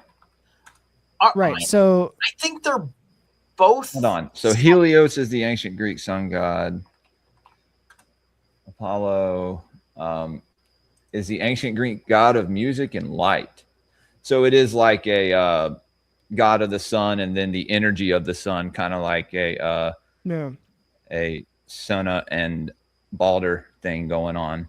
I think me and you talked Yeah. about that. Yeah. I was about to say that correlation. There's the gods of the sun, that's the sun herself, and then there's Balder, who is a god of light, and then you kind of figure out by understanding the symbolism of the mythos, that he's the he's the light and the heat of basically he's the summertime. So yeah, there's Eos, who is the personification of the dawn, and then you have Helios, the sun. yeah. I say that because the sun, being the light that we see, and other Gnostic ideas being that the light that we see is only a mere fraction of a fraction of the potential light, as we read in the Pistis Sophia, of the all. the light that comes from the all, the light that Jesus took upon himself when ascending the spheres, and that being the sun could resemble, or the sunlight could resemble Apollo, and this myth being that of a sort of marriage of Greek pagan mythology with Hebrew mythology. It is equating Apollo to these first archons that did I mean, that's where you see in defile Book of the Revelation, tree. Apollyon, right? Like they kind of contrived that from Apollo because it's an adversarial deity to Yahweh. But the tree, and then you have the source of light from the sky, and then the tree, and that's a union of earth and sky as well. Well, it's and As male I and think what female this and all that. mythology is pointing to is that while Revelation said, "Oh, Apollo and Yahweh are opposing deities," this mythology here, I think, is pointing to the exact opposite, saying that no, Yahweh and Apollo are like on the same team, if not the same deity. Well, that's Yeah, there's contexts in which Apollo is kind of invoked in almost a villainous way. I think Apollo's also associated with plagues as a punishment. interesting. Yeah. Yeah. There's more All to right. learn about Apollo for myself, so I can't really get into Apollo, but those are little things I'm remembering, just bringing them up now. Hold on. Was Headless would know about Apollo, right? Yeah, he would. Hold on, let me. Yeah. Okay. So, Oh, Headless would hate this. Oh, It's, this it's Yeah. you know who also is associated with plagues, Set.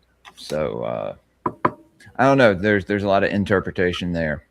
I mean, Because one when of the you great look at Apollo and like the Orphic hymns and all that stuff, it's completely different. It's like you got to look into things and what they mean, and the context or whatever, and remember that interpretation of morality by pagans sounds very, very different, right? Mhm. I've done a lot of work into certain understandings that bring me here. I've probably repeated myself on this many times, especially because I'm trying to elevate the voice for those that are misunderstanding that, the world, like, because, when Christians hear anything that tears down their cosmological, like, world in its absolute topness, uniqueness, and the absolute purity of the sources by whom we characterize God and the Holy Spirit and Jesus and such, for anybody to have anything bad to say about that, it makes you feel. You're meant to feel like this person's about to set up an altar and plan a murder and rape somebody in the process to create a demon child, right? Like Christians will let that sit anytime they want to argue with a pagan that they're just like, oh, you're gonna midsummer somebody, aren't you? Right? It's just like, didn't like you a few times a year, bro. Chill. A24. Did you vote for pro-death penalty candidates in the last election that you said God told you to vote for? Oh! Let's talk about human sacrifice, huh? Are you like me trying to save? Oh, I don't know, the beef industry with all the goddess cattle that you are slaughtering without any last rights or dignity in life. Yeah. Right? We're differ on saving the beef industry because I'd rather see it just change and have some more honor for the life of the animal. Yeah. That is making the sacrifice that when I sit down for dinner, I don't thank Jesus. I literally thank the dead corpse I'm about to consume as a way of asking for consent. right? That's the difference. Yeah. That's the difference. All right, subliminal. Yep. Is there We can get to the apple. The next is coming up. The apple. Biting into the Okay. apple. Well, discussion of the apple. So we could cut it soon. A minute or two. yeah, because we need to get to this other book. All right. Just leave it on the wheel though. If it comes up, I'll try got to you. jump in and do an episode with you. And Yeah, they defiled the stamp of I her got you. voice, so that the form they had modeled together with their own image, they made themselves liable to condemnation. Then the female spiritual principal came the snake, the instructor, and taught them, saying, "What did he say to you? Was it from every tree in the garden shall you eat? Yet from the tree of recognizing good and evil do not eat." The carnal woman said, "Not only did he say, 'Do not eat,' but even 'Do not touch it, for the day you eat from it, with death you are going to die.' And the snake, the instructor, said, 'With death you shall not lie, you shall not die, for it was out of jealousy that he said this to you. Rather your eyes shall open, and you shall become like gods, recognizing evil and good.' And the female instructing principle was taken away from the snake, and she left it behind, merely a thing of the earth." Explaining how the snake spoke. "And the carnal woman took from the tree and ate, and she gave to her husband as well as herself, and these things that possessed only a soul ate. And their imperfection became apparent in their lack of knowledge, and they recognized that they were naked of the spiritual element, and took fig leaves and bound them upon their loins. And the chief ruler came, and he said, 'Adam, where are you?' For he did not understand what had happened. And Adam said, 'I heard your voice and was afraid because I was naked and I hid.' The ruler said, 'Why did you hide? Unless it is because you have eaten from the tree from which I alone commanded you not to eat, and you have eaten.' Adam said, 'The woman that you gave me, she gave to me, and I ate.' And the arrogant ruler cursed the woman. The woman said, 'It was the snake that led me astray, and I ate.' They turned to the snake and cursed its shadowy reflection, powerless, not comprehending that it was from they themselves had modeled. From that day, the snake came to be under the curse of the authorities until that all-powerful man was to come. That curse fell upon the snake. They turned to their Adam and took him and expelled him from the garden along with his wife, for they have no blessing, since they too are beneath the curse. Moreover, they threw mankind into great distraction and into a life of toil, so that their mankind might be occupied by worldly affairs and might not have the opportunity to being devoted to the Holy Spirit. Now afterwards, she bore Cain, their son, and Cain cultivated the land." I don't know if you want to stop there. Yeah, we can stop it there. Okay, cool. Okay. Yeah, let's stop it there. That gets into a whole nother area. All right. See. It's just summarizing Genesis at the moment, maybe like a little bit different point of view. Yeah, I caught that. It gets into the juicier stuff a little bit later, but we'll have to come back another day. Sorry, SMS. I so highly recommend taking a peek at that Liber Lilith stuff if this is screwing you up. Just I think, like I said, it's channeled information. It's not from some ancient scroll, but channeled information can have a certain kind of truth, and it is written. It's like it's from Lilith's point of view. It's like a demon scribed it for Lilith. And then they're trying to say that's where the scroll came from. That's the bullshit story to authenticate it. It's just channeled information. All right. The wheel, guys. We have a wheel that does our bidding. So we don't have to, I didn't rig it, I promise.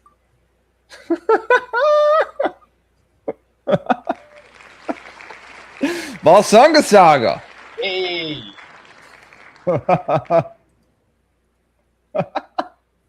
Let's go.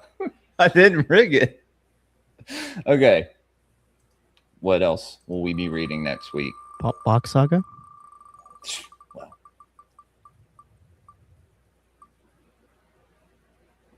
Orlinda, dude. Is that part 5? So part 3 or 4 of the Valsunga Saga and the Orlinda.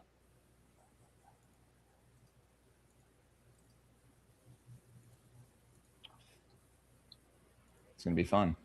I'm excited. I have to get my rest. All right, Zaralath. Yep. I think you are the one who mentioned this book, but I think Nick had said something about it. Maybe it was the same episode. I definitely. This was you, I think. I think I believe I did. Yeah. There was something going on, talking about a thing, and then I realized that this book would have been the most appropriate answer to what we were talking about. Mm-hmm. Right. So that's why it popped up. I said, I had already read that, and this, that, and the other thing. Because my thing that I was saying is that I believe there's a possibility that the forces that Manly P. Hall believed existed that wanted to pull off this or sell this for whatever the hell they're actually pulling off is what Donald Trump has brought in.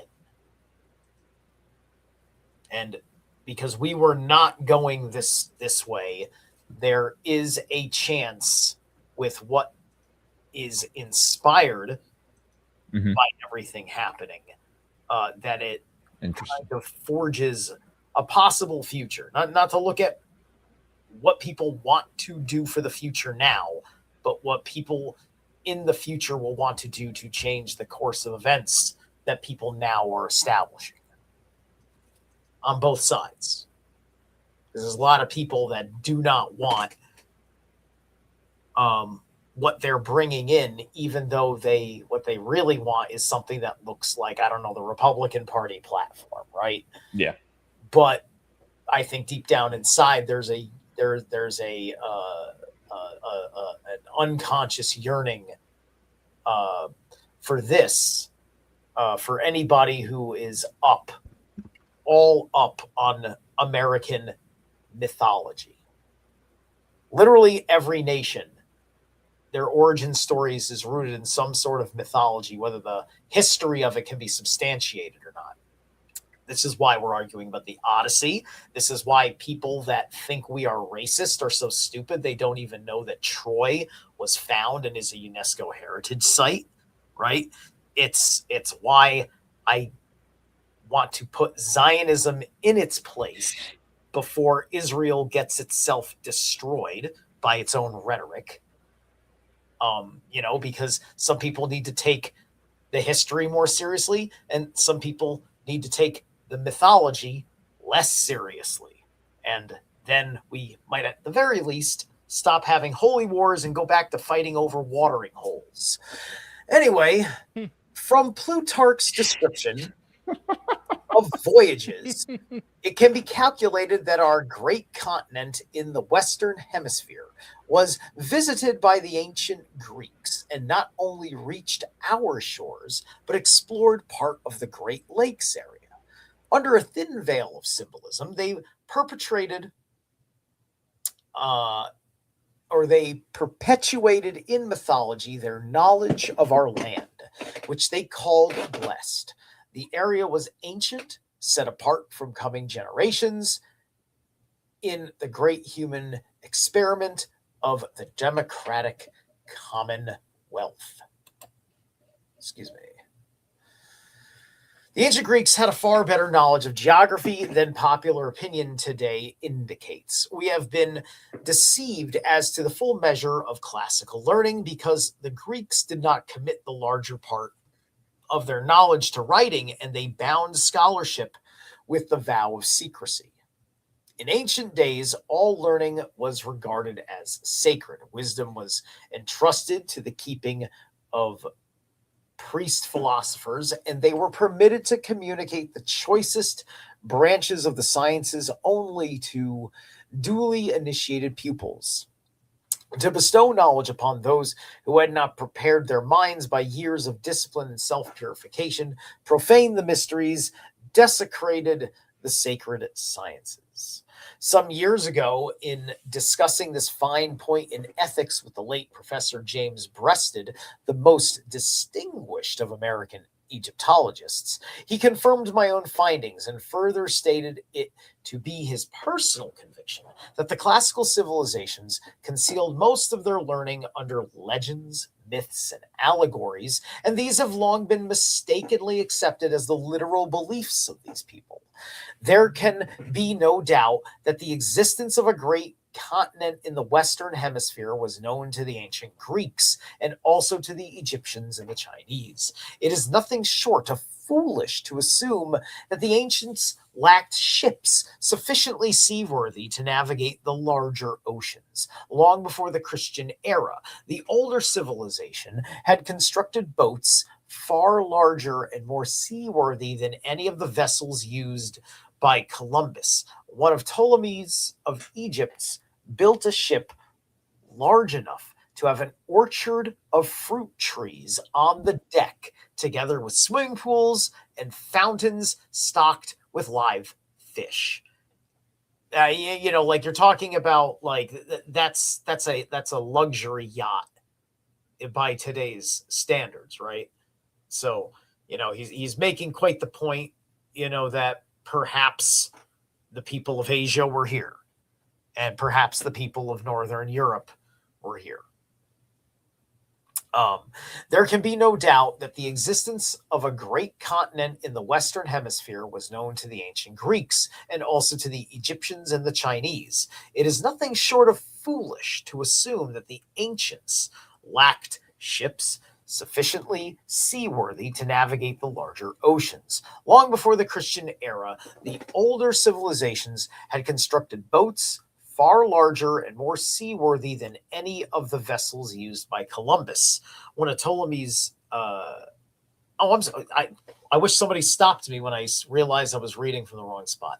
Calculations based upon Plutarch's description of ancient voyages seem to indicate that the Greeks not only reached the coast of America, but explored the St. Lawrence River and part of the Great Lakes area. Plato, in his treatise on the destruction of Atlantis, wrote that due to commotions in the ocean caused by the submergence of a vast continent, all navigation to the west ceased for a long period of time. This statement can only imply that such navigation had taken place in remote times. Greek mythology perpetuates the knowledge of blessed land beyond the western boundaries of ocean. It is this blessed land dwelt the Hesperides, the beautiful daughters of night, and here also at the end of each day the sun came to rest. In popular mythology, the Hesperic Isles were a kind of terrestrial paradise. Thus, under a thin veil of mystic symbolism was concealed the account of a western continent of great size, fertile and rich, and abounding in all good things. Also, as a point here, in the historical understanding of when our ancestors would encounter like an actual vulva, not just any old Scythe witch, right? Like a vulva came from the sea. They sailed in from a mysterious land and then told the people some ominous shit, right? And this is what would happen with vulvas, right? In the Northmen, they had the corn goddess basically play the vulva at the same time for the scene with Bjork. But also you would have seen like she had like the seashell kind of things. Like they made the note that there's some relationship with the sea with her, with some of the decor, which is not part of the corn goddess that she was technically representing. Right. So it was a very cool way in which she kind of hybridized the concepts to kind of tighten up the story in the movie for those that are learned in such things. Right. So this could be like, these could have been witches from the Sea People's Federation. This could have been Atlanteans, so on and so forth. And so once again, that's exactly what he's talking about here, destruction of Atlantis and such. So, and this gets to South America as well with their visitations from Quetzalcoatl or whatever, who was a white guy. He's described as a white guy, which is why the Native Americans worshipped the white guys when they showed up. Anyway, thus, under a thin veil of mystic symbolism, we can still the account of a Western continent of great size. Yeah, okay, so the ancients believed the Earth to be surrounded by the sphere of the constellations, and they assigned to each country the star groups which were above the country's particular area of land. In the arrangement preserved in the writings of Aratus of Soli, the constellation of the Eagle spreads its wings across the North American continent. The serpent winds its coil over Mexico and Central America, and the dragon floats in the sky above Japan and China. Perhaps Sir Edward Landseer was not far wrong when he declared that the symbols of nations and the emblems peculiar to their heraldry originated in their ruling constellations. Ursa Major is Russia, obviously, which he just mentions right here. Just about everyone knows that the constellation of the Great Bear. The bear, right? Yes, and since time Yeah. immemorial, the bear that walks like a man has been the accepted symbol of the Russian state. And sometimes they're on unicycles. Do you ride a unicycle, Zeralath? No, but I'm Are you working a Russian asset? I got a nice Russian ad. Here's- At this point. That was a joke. No one glows here.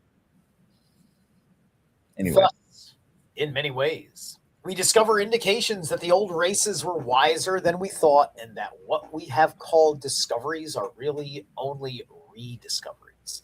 Beyond the western bounds of the ocean, they located the fair land set aside by the gods to be the earthly paradise. Here, in the fullness of time, all men would come in search of the golden fleece which hung upon the tree, sacred to the apples of the sun. And the early explorers did travel to the west in search of a golden fleece, the gold of the Incas, the treasure of the Aztecs, and the jeweled temples of the 7 cities of Cibola. It was in an old book, which is in the British Museum, that I found another and even more important key to the meaning of the golden fleece. It was known to the Greeks that the golden fleece was in reality parchment on which was written the secret of human immortality. It was the parchment that Jason sought, for whoever discovered it would gain the secret of enduring empire and power over the whole world. We have now in America, enshrined in the Congressional Library, a golden fleece, the American Declaration of Independence, written on the skin of an animal and preserved as the magic formula of human hope. Those who understand it and can use wisely the import of its writings are possessed of the secret of immortality of human society. So he said it's written on the skin of an animal, but it's not written on leather. It's written on might be written on hemp. Yeah. I don't know what he means by written on the skin of an animal, because he's trying to talk about the literal Declaration of Independence, because he mentioned, where it is in America. He mentions a government fucking institution. But there is like a Golden Fleece Society, I'm pretty sure, right? The Jason Society. Yeah. Yeah. Symbolically, I'm on point with the understanding of it, right? I just don't understand what he's allegorically saying is the animal skin, other than that's weird. That it's a scroll, and that originally scrolls were made of leather. Is that what we're talking about? Paul just being autistic. The curious fortunes of war brought another golden fleece from across the sea, and now it's preserved together with our own. The second parchment is the Magna Carta, the English Bill of Human Rights, which was the inspiration behind our American Declaration. Declaration of Independence. These two immortal documents together form the Declaration of the Rights of Man and are the basic texts of modern democracy. By the wisdom, then, of those gods who are eternally vigilant over the needs of man, the blessed lands of the West were set apart, for none of the great civilizations of the past rose in North America to overshadow the continent with the ruins of old tradition or to set up the corruptions of old administrative policy. Foreign nations came to this continent in times long ago, but they formed no permanent settlement nor attempted any program of colonization. And so the soil was not impoverished by thousands of years of intensive cultivation.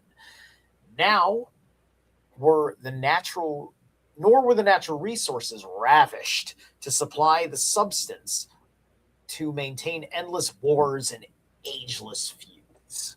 Right? So, that's good old rhetoric for you. And personally, it's just like in his time, maybe he wasn't making the observations yet, but you go plenty of places in the mountainsides everywhere. Literally everything looks like ravished, like it was ravished. Like, there's so much rubble on the side of a mountain, right? There is so much, the way escarpments are cut out of the rocks in deserts and things like that, right? Industrialization didn't cause whatever made Giant's Causeway in Ireland look the way that it does, right? We're talking, and there's already plenty of theories of back when there were other super civilizations here that are alien to us now, whether they were us or not, had machines and they cut into the mountain, or they were giants with great big tools and they were cutting into mountains, and some of those mountains were tree stumps, somebody's definitely been here, but mankind has a tendency to hate itself, and Manly P. Hall falls into this trap too. One of the various places where I like to disagree with him. But anyway, by the wisdom then of those gods who are eternally vigilant. I'm sorry, that wasn't it. I was going to say his first wife did. Ageless feuds. It was the rise of the democratic dream in Europe. Thank you for stopping me. No, sorry, it's fine. Subliminal, do you have to get out of here? I could stick around a little bit. Okay, cool. I'll try to stay to the end. I was going to say, dude, his first wife did commit suicide. So got that. Some dark origins of Manly P. Hall. Yeah. If if he may have been, if he had been very, very diligent in his convictions, he may have perhaps that death came from her can't handling how much she loves him, but he doesn't love her back kind of problem. Because he loves his knowledge so much more. Yeah, and then he doesn't realize it because of that kind of dissociate, right? There's no balance, and so the universe, and leaned one way. We are living in a world where sometimes people doing great things end up failing about a lot of stuff, and so you're not trying to exonerate human beings on that level, but the work is the work. So anyway, sorry, just no. I enjoy those kind of energy. Absolutely, don't worry about it. I'm not here defending any living man or once living man. It was the rise of the democratic dream in Europe that supplied the beginning of Western civilization. Those in search of a promised land turned to the West. Here was a virgin continent populated only by nomadic Indian tribes, a vast territory suitable in every way for the great human experiment of the democratic commonwealth. By the 19th century, the American Hesperides was definitely the land of golden opportunity, and it came streams of immigration from nearly every country on earth. The better way of life drew them here, for it had been established that here men could build a future free of tyranny, intolerance, and enforced poverty. Here, all were given opportunity for education, for free enterprise, and living a life according to the dictates of hope and conscience, right? And the opportunity was given to you, not those things themselves. And that's what the socialists and the communists fail to recognize. Anyway, if in a comparatively short time, many racial streams have met and mingled and a new race has been born, the American race is not one to be determined by an analysis of blood or the proportions of the cranium. Americans are a race determined by the measure of a conviction, set apart by that conviction. It is the conviction that human beings are created free and are entitled to equal opportunity to perfect themselves in life, liberty, and the pursuit of happiness. That being said, physiognomy is legit, but not the way it was being used in his time. One more thing on the golden fleece. I was going to ask you, Sarah, do you think this has anything to do with the garment of Esau or the garment of Edom, it belonging to America, and like the modern day rabbis they kind of refer to us as like the new Rome or the new Edom? I've I know it's a loaded question, but yeah, no. Yeah. I've heard about that.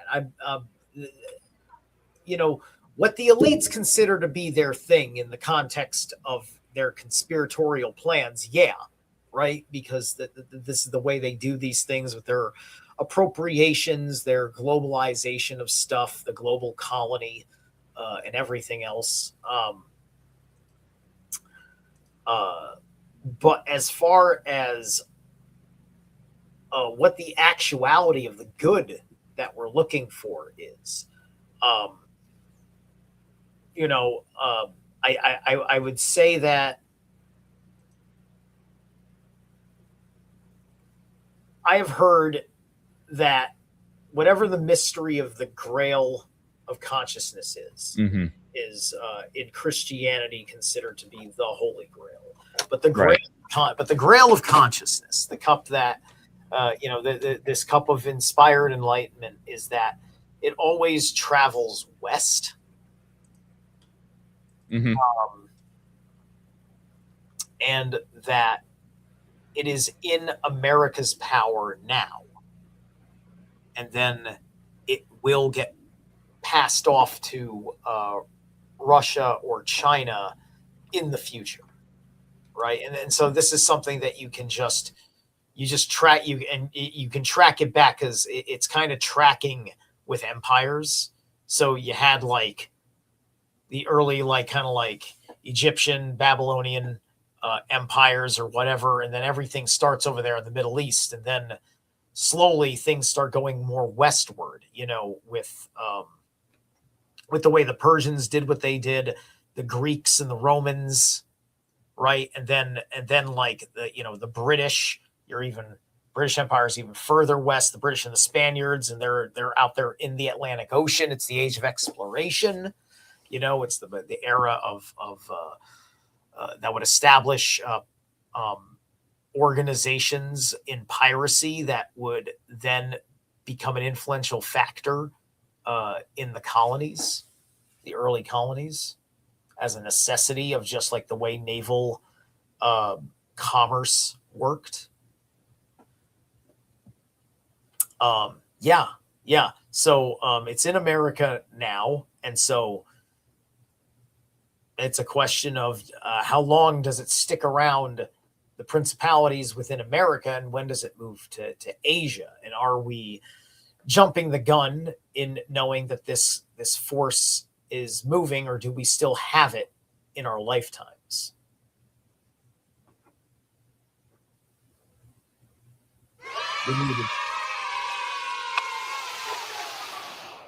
I'm fucking muted. I've been muting myself today. That part back.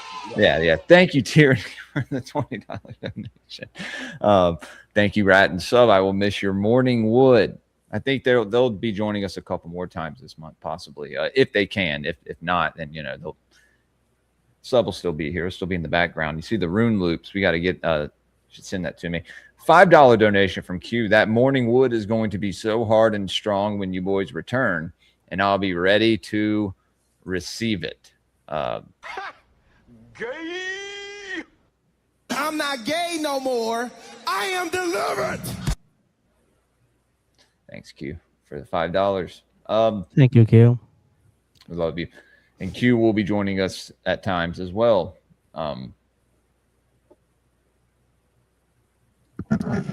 Hey, Rap. Sorry.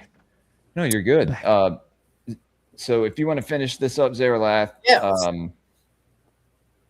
then we can use the last however long to. Yeah.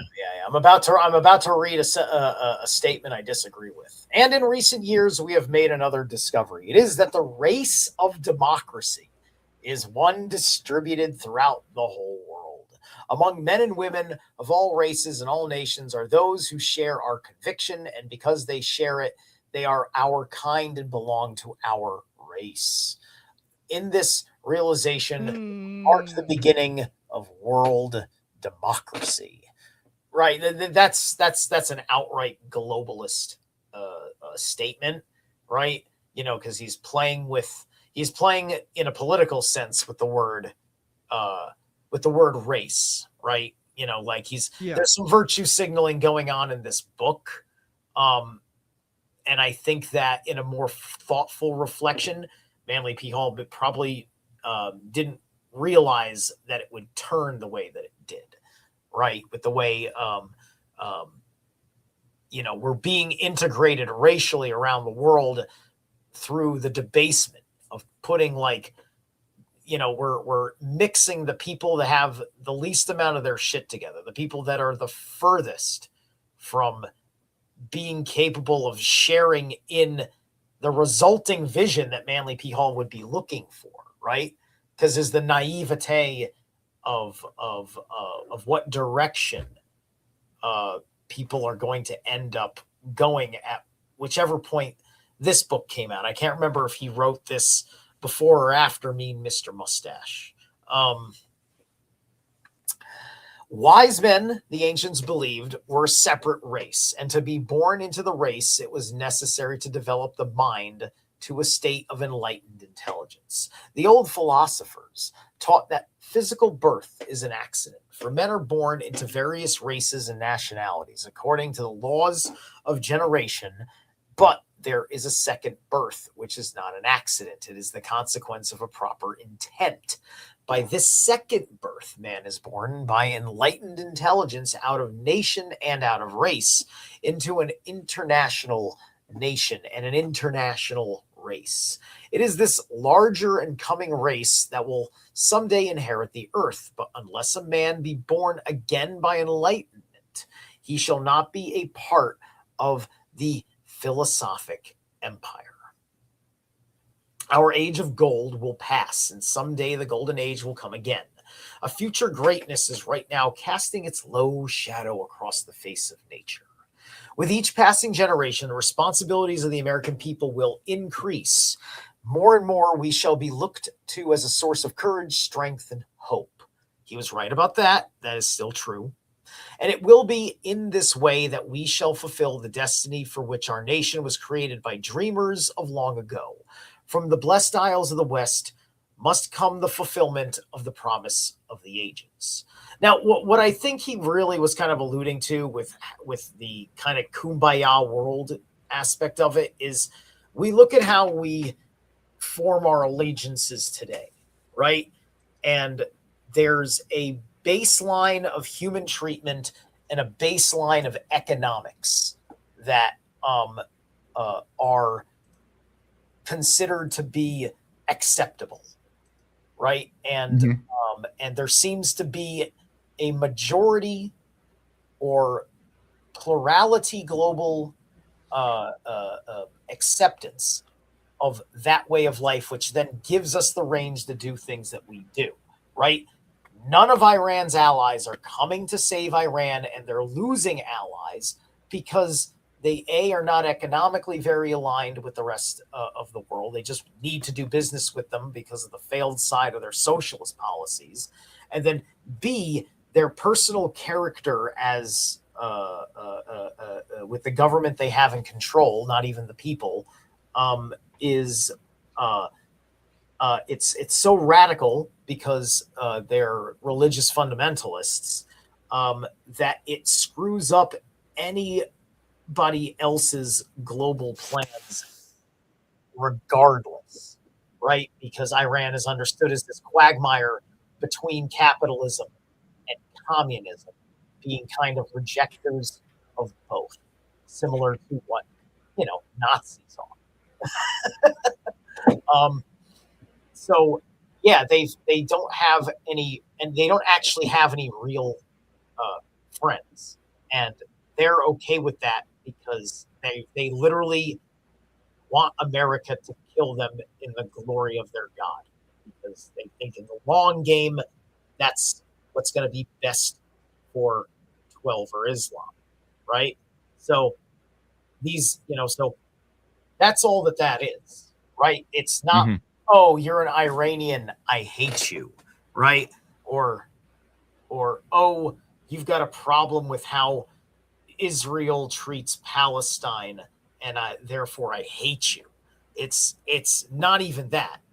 There's actual things going on, and a conspiracy exploiting things going on, and people dumb enough to play into the hands of making these conspiracies successful. That's what's Yeah, it's something that I've noticed as of late, as you've seen conspiracies kind of get popularized and get pushed in the mainstream by these people who used to be MAGA and all this stuff that they now, try to go with the crowd, I guess you could say. And you have Trump saying now that we're in the last golden age of America. It's very cryptic, actually. They're forcing prophecy. Or this is the best that it's going to get. And it's what does that mean? Yeah, self-fulfilling prophecy, Howard. Yeah, that's I really do think that has a lot to do with it. And it's what I think the 263, 293 is that they keep dropping everywhere. It's rat brought to my attention the third temple, rebuilding a third temple. Yeah. So that's what it's all about. So I think when they drop that, that's what they're subliminally implanting into us subconsciously. Apparently they've all already burned the heifers, and there's a lot to that, with the red hair, and why they used to burn redheaded women. Right. Why they're getting rid of redheads in movies? That is basically a human sacrifice, if you want. It's a Kabbalistic, or I wouldn't say Kabbalistic, but a that's part of it. That was they're getting ordered to do the rituals that pleases Yahweh, the incense. So in a way, when the churches burned these women at the stake, they were doing mulk sacrifices to Yahweh. And that's one of my theories. That's something me and my wife talked about. I'm gonna have her on soon. Yeah. If Israel wants to do humane animal sacrifices, I'd be a hypocrite to be against them in doing that. But if you're doing these rituals so you can fucking rule the world, well, that's not going to happen. And you just get. I don't like that. And we'll reduce. I don't like that. That makes me uncomfortable. We'll reduce rituals to rule the world. We will reduce you to being a cargo cult. Oh no, you can have your state of Israel, but it's going to have about as much money as a cargo cult if you start talking about ruling the world because you gave all your big sin offerings this year and you get to occupy Egypt, right? How many chickens did you slaughter and do the carbon tax are you paying? Right? If you do not hold Israel to the same standards that you would hold any other country that's acting up, then you are doing it because you've allowed Jewish conspiracies to infiltrate your psyche and jump on the scapegoat train. And look how much fun it is to say the whole world's fucked up because of what I think the Epstein files mean. Right? That's beef jerky. What humanity is. And so they're learning a very, very hard lesson. A very hard lesson. Yeah.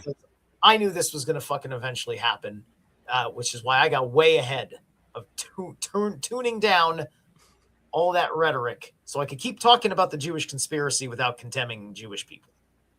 There you go. Yeah, I love Adam Sandler. Yeah. Great films, great So memories many as a kid Jews watching Adam are in the Sandler films. showbiz. Anyway, That's a deep cut. That's It's a deep cut. It's a funky looking Jew. That's off of his album. The Hanukkah album. yeah. Christmas Hanukkah. Good stuff. Yeah, recently been having trouble with people who are just like overly collectivist. You know, it's not just that there's a Jewish problem, right? Like the Jewish ethno-state, tyrannical, world dominating problem, right?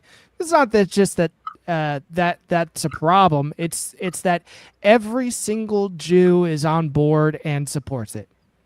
You know, that's the collectivist mindset. This is being over collectivizing Jews, and it's been an issue I've been running into more and more lately. It's like Well, yeah, well, right. You know, it's just like if you're a Jew who's very patriotic Israeli or very Israel sympathetic Jew in the Jewish diaspora, it's as if you're co-signing all these effing things, right? You know, like I don't care what happens to Netanyahu, right? And I hear a lot, you know, whenever anybody's talking about Israel, they're just talking about Netanyahu, like they're not a democracy with like a parliament and a bunch of people doing things. And and he's not their golden child. I think they just fucking put him through the ringer in their fucking justice system to the best that they can with these controlled leaders, right? So it's just the matter of, look, you got your mythology. Its rhetoric is megalomaniacal about ruling the earth. You've got to stop taking that literally and play nice with all the other nations. Well, they're also told that everywhere they go, people will hate them and this and that. And so they have to lean toward this because it's the only way that they can survive is by destroying everyone else. Right. You know what I mean? And look, I don't know what nation looked at the behavior of perhaps a group of Jews and then just said all Jews, but I understand the issue of a group of Jews, right? Like the Hasidic Jews living off of fucking welfare and shit, getting paid to read the fucking, they're getting paid to study the fucking book. Yes, they're getting paid to study the Torah. We are paying for them to learn. There's something very wrong with their belief systems. If they believe God demands by their birthright that they have no time to fucking work in society. But not only that they have spiritual authority over everyone. Right. Know? In which they have this silent entitlement based around your entire society's perception of Judaism, which is the only reason why it keeps going while nobody's talking about it, because it's an agreement that they wanted you to forget about that our forefathers made long ago. And because, we are, Old Testament Christians that think that everything Israel did in the Bible was great, and anything they didn't do, God forgave them about that whole thing, which is why we're here or something, right? Like it's driving me crazy. It's bad for them. Yes, it's bad. It's bad for them as well as I hate what it makes of us doing it to them. I see what you're saying. Yeah. Yeah. I was going to say thank you, Paige, for the $10 donation. We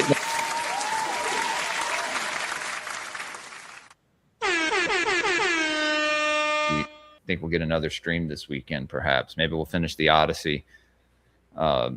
Maybe something else. Who knows? Hopefully y'all like that Green Man Part 3 that I did on Wednesday. That was fun.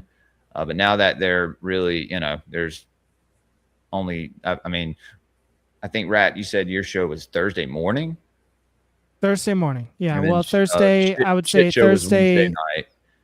And then when is Not Nice Guys show? It's Wednesday night as well, right? He has a few shows. He does So Sunday, Monday is his Mission of Mormon Okay. shows. Well, Latter-day Sundays, Mission of Mormon Mondays. He does have a Hump Day Hangout on Wednesdays. So he does do that. And then Okay.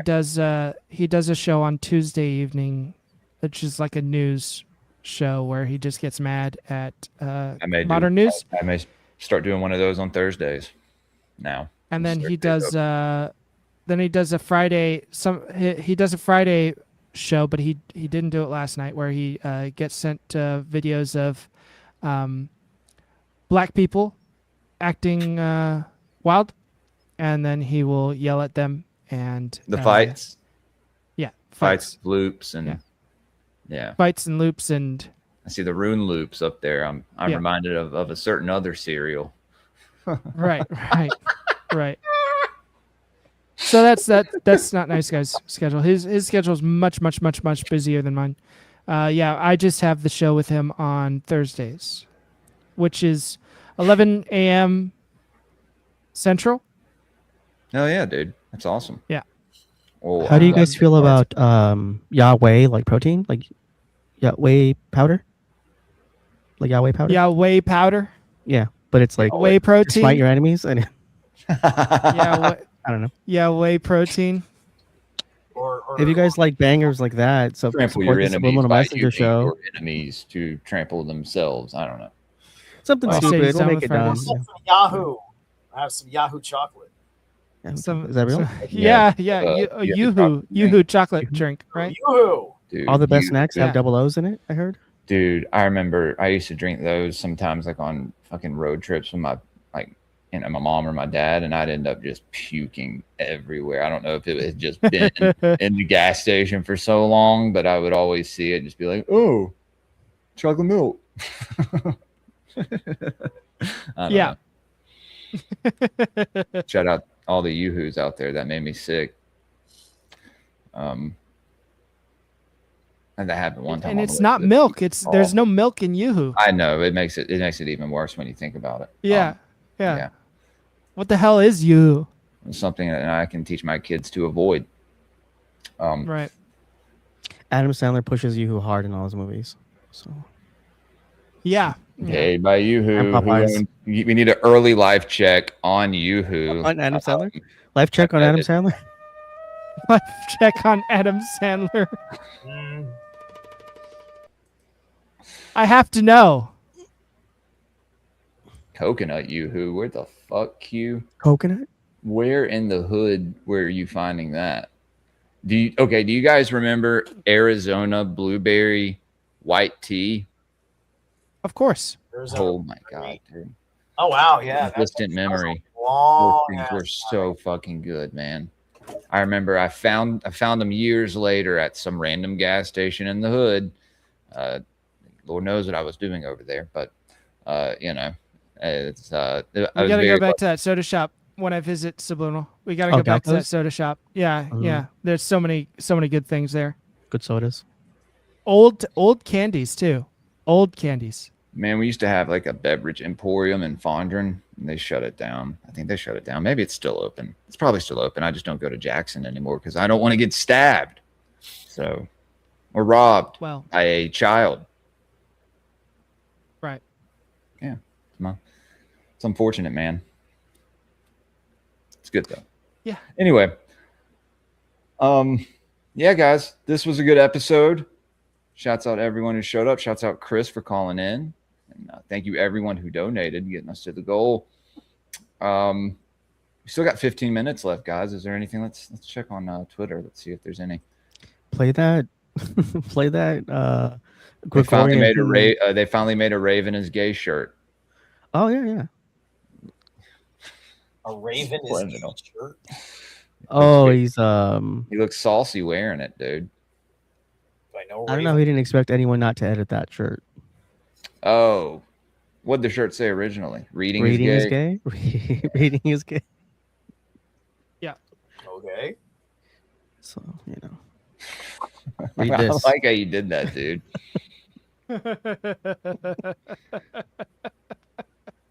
Let's see. It's interesting that you mentioned Arizona tea because I don't really remember my dreams, but I recently had a dream where a group of people were telling me not to hang out with these guys who drink Arizona tea. And it's just starting to sound stupid. Somehow I felt like the Arizona tea was like an esoteric thing. And then I was like, but I like Arizona tea. I'm going to go hang out with them. So it's very stupid, but subconsciously, I think I'm being told to stick with the Gods in the Morning Wood. Yeah, for whatever, if that means anything to you guys. Yeah, dude.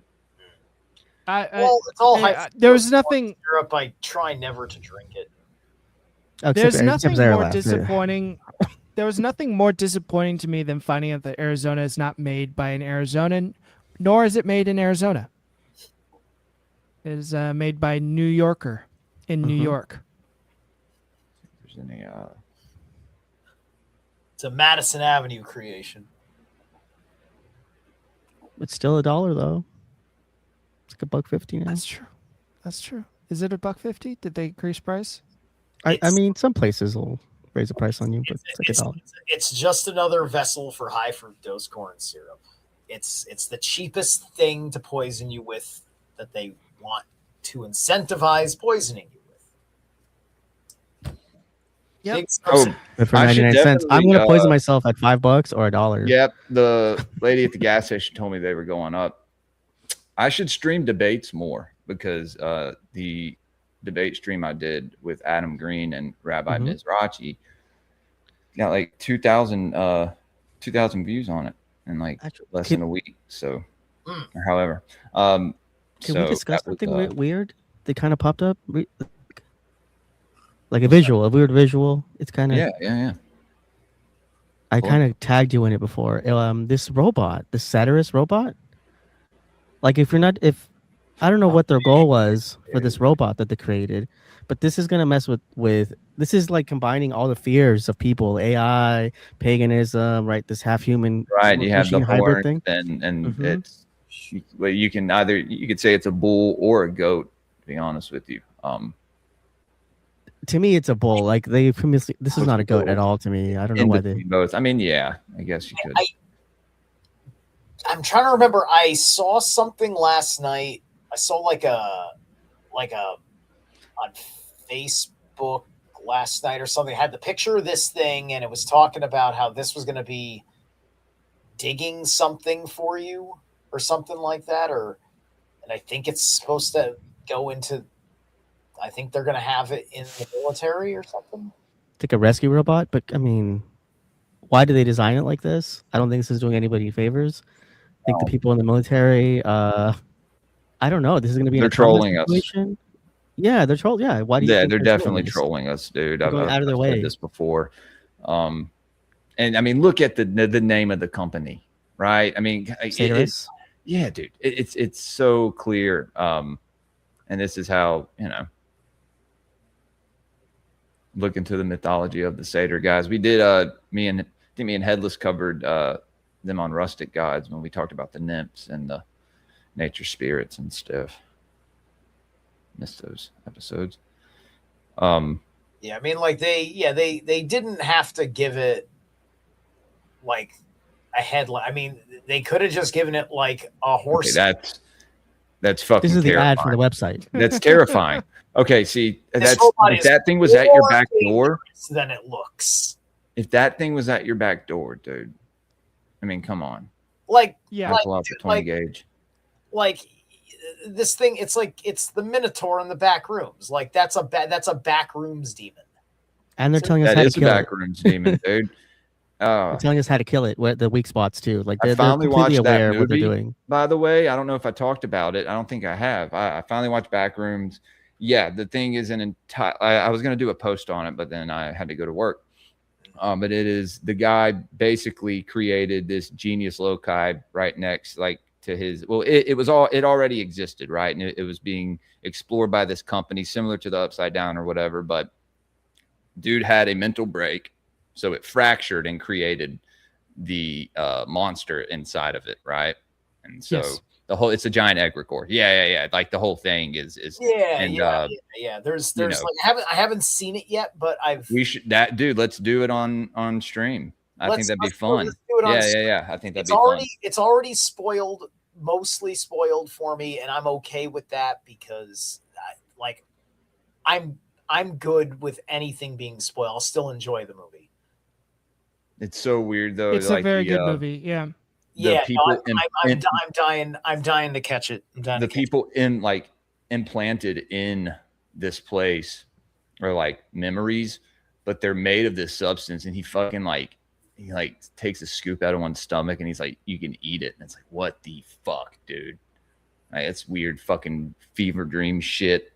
Just but it's cool at the same time. It's like, okay, that's okay. If you could run talking straight about out of the that's portal in the still- wall. We're talking about the still life entities, right? They look like people. Yeah. Yeah, but they're not like right. It's like you're trying to remember something and you can't quite remember it. And so like they'll have like multiple eyes or some how do they explain it in the movie? It's like trying to explain a dog to someone who's never seen a dog. Yeah, sure. Yeah.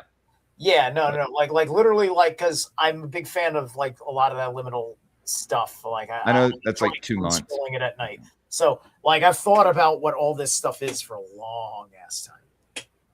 Yeah, dude. And it shows like stages of the memory and the place basically disappearing, like sinking into the ground basically, but there's no hole, that it's just disappearing little by little. What you said about liminal spaces, and how in certain kind of paranormal hauntings I've seen before, you'll catch an image of a spirit or something in like the bottom like window on a cabinet, and it's like, or like you'll see them behind, and there's no room for anyone to be behind, but you'll see like, you know, some spirit peeking out from behind a fucking dresser or something. Those spaces that you're talking about. Sure. Yeah. Yeah. Yeah. And that movie was like 2 months ago. I know. I just figured I would. I think I've talked about it, but I thought it was. I think it'd be cool to watch. And yeah, especially since you haven't seen it, Sarah. I didn't know that. I know we need to schedule. I guess if you, when you see Stein tomorrow, ask him when he would like to do the occult cinema. Yeah. Right. We're still waiting for the Crow. Knock another one of those out soon. And hey guys, I'll be doing solo episodes, I guess. Start picking those back up. Pretty fun. But yeah, guys, this was fun. Like I said, Subliminal Rat will be here with us for the next couple weeks. And if y'all can't make it, I get it. You know, Right. got something going on. But next week, Valsunga Saga. I think we are on chapter 15. I remember because I've been waiting. And part 4 of the Orlinda. So see what that has in store for us. But yeah, guys, let everyone know where they can find y'all. And if y'all got something that you're doing this weekend or something else you got going on today, anything you want to plug? No, today's a day off for Disagree to Agree. Next week we'll be coming back talking about the Lion Gate. So that's going to be exciting. You guys look forward to that. Where we're going to get all deep into lions. Lion So we're going to talk symbolism. about that. Lions and lion symbolism. So look forward to that next week on the 8th.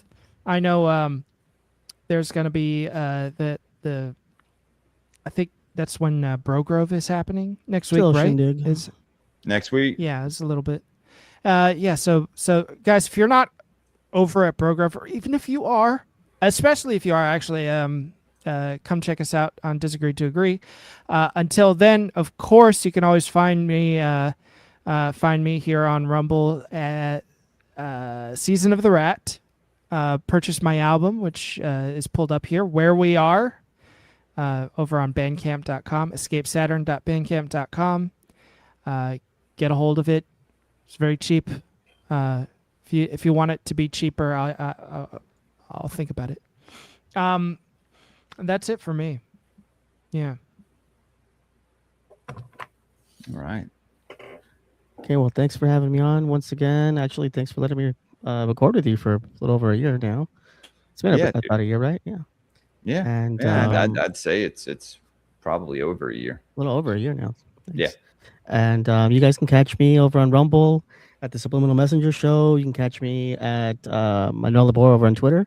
Make sure to vote on the 2026 Netties. We'll have a voter month. Vote for Jules. Vote for Great Pub Podcast. Gods of the Morning Wood. D2A, whoever you like. We had filled in portions, but they're all filled up. So we're Cup of Nut as well as a song. Yes. Thank you, popular Tyranny, song. for the donation. And I don't know if I think Zaralath has heard that from the Box Saga episode. But thank you. Yeah, but Has Zaralath has heard. breakaway hit from the show here. Actually, a lot of stuff, a lot of really good popular. We got a lot of dude, and that's I things have come out you of to the show. thank for most of that, man. So that Well, thanks, man. You guys, it's a creative outlet here. I'm And, glad you'll be here in the back channels. Yeah, I'll be watching. I can make rune loops and stuff like that while I'm watching the show. Yeah, man, that's the shit that really makes it special, dude. Makes I it fun for you appreciate it. guys. Subliminal. Well, you're welcome. And if you guys want to support the channel, visit my Patreon, $2.57 and $9 tiers. Probably going until let's say September. We've got some 2 months given away. 2 months. If you guys want to join the Patreon, you can cancel as soon as it's done. It just gives you a little bit more but behind the scenes stuff for the show. And yeah, thanks for having me on. That's it for me. Visit Building 7.